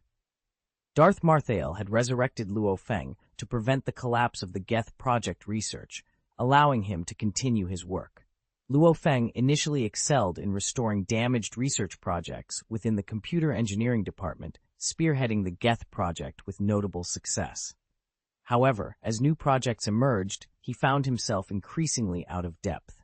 The once straightforward task of coding became an insurmountable challenge, leaving him perplexed by the complexity of arranging code in novel sequences. This struggle led to a gradual shift from technical roles to management, and eventually to a clerical position, marking a stark decline in his professional engagement. Ultimately, Luo Feng found himself in a stagnant role, drawing a high salary but contributing little, a state he described as waiting to die. His life lost its flavor, food became tasteless, entertainment like movies became incomprehensible, and he lost interest in relationships. His only solace was alcohol, which he used to numb his senses and delude himself into believing his failures were a result of his intoxication. Contemplating suicide, Luo Feng's despair reached its zenith. Yet, even this thought remained unfulfilled, as he was bound to Darth Marthel. It was only after Darth Marthel became aware of Luo Feng's deteriorating condition that he lifted certain restrictions, allowing Luo Feng to end his misery by piloting a spaceship into the laser of a mining barge, thus disintegrating into cosmic dust. This tragic outcome highlighted a flaw in the resurrection technique developed by Darth Plagueis, who prioritized the preservation of Force talents over the creative capacities of the resurrected. The essence transfer technique, combined with memory backup technology from the Eve clone pilots, was still in its experimental phase when Luo Feng was resurrected, denying him a chance at a normal life. In contrast, Adela Cadis, another resurrected individual, seemed free from such constraints. Whether her relative freedom was due to the kyber crystal embedded in her chest or a variation in the resurrection technique remains a mystery, necessitating further research. Darth Marthael, pondering these outcomes, inquired about the progress of Zakaris's research on Mir's amulet, to which Green Betty reported the identification of 17 potential locations. Despite recent setbacks due to battle, Darth Marthael ordered a continued search, setting a deadline of 1 month before shifting focus to the upcoming battle on planet Eliadu. Darth Marthael's decision underscored the urgency of their mission and the expendability of his subordinates in the grand scheme. He envisioned the battle for Eliadu as a pivotal moment, where the sacrifices of the resurrected Jedi Knights, including Siri Taki and Adi Gallia, would underscore the triumph of the Fourth Civilization. This grim resolve highlighted the harsh realities of their quest and the lengths to which Darth Marthael was willing to go to achieve his objectives.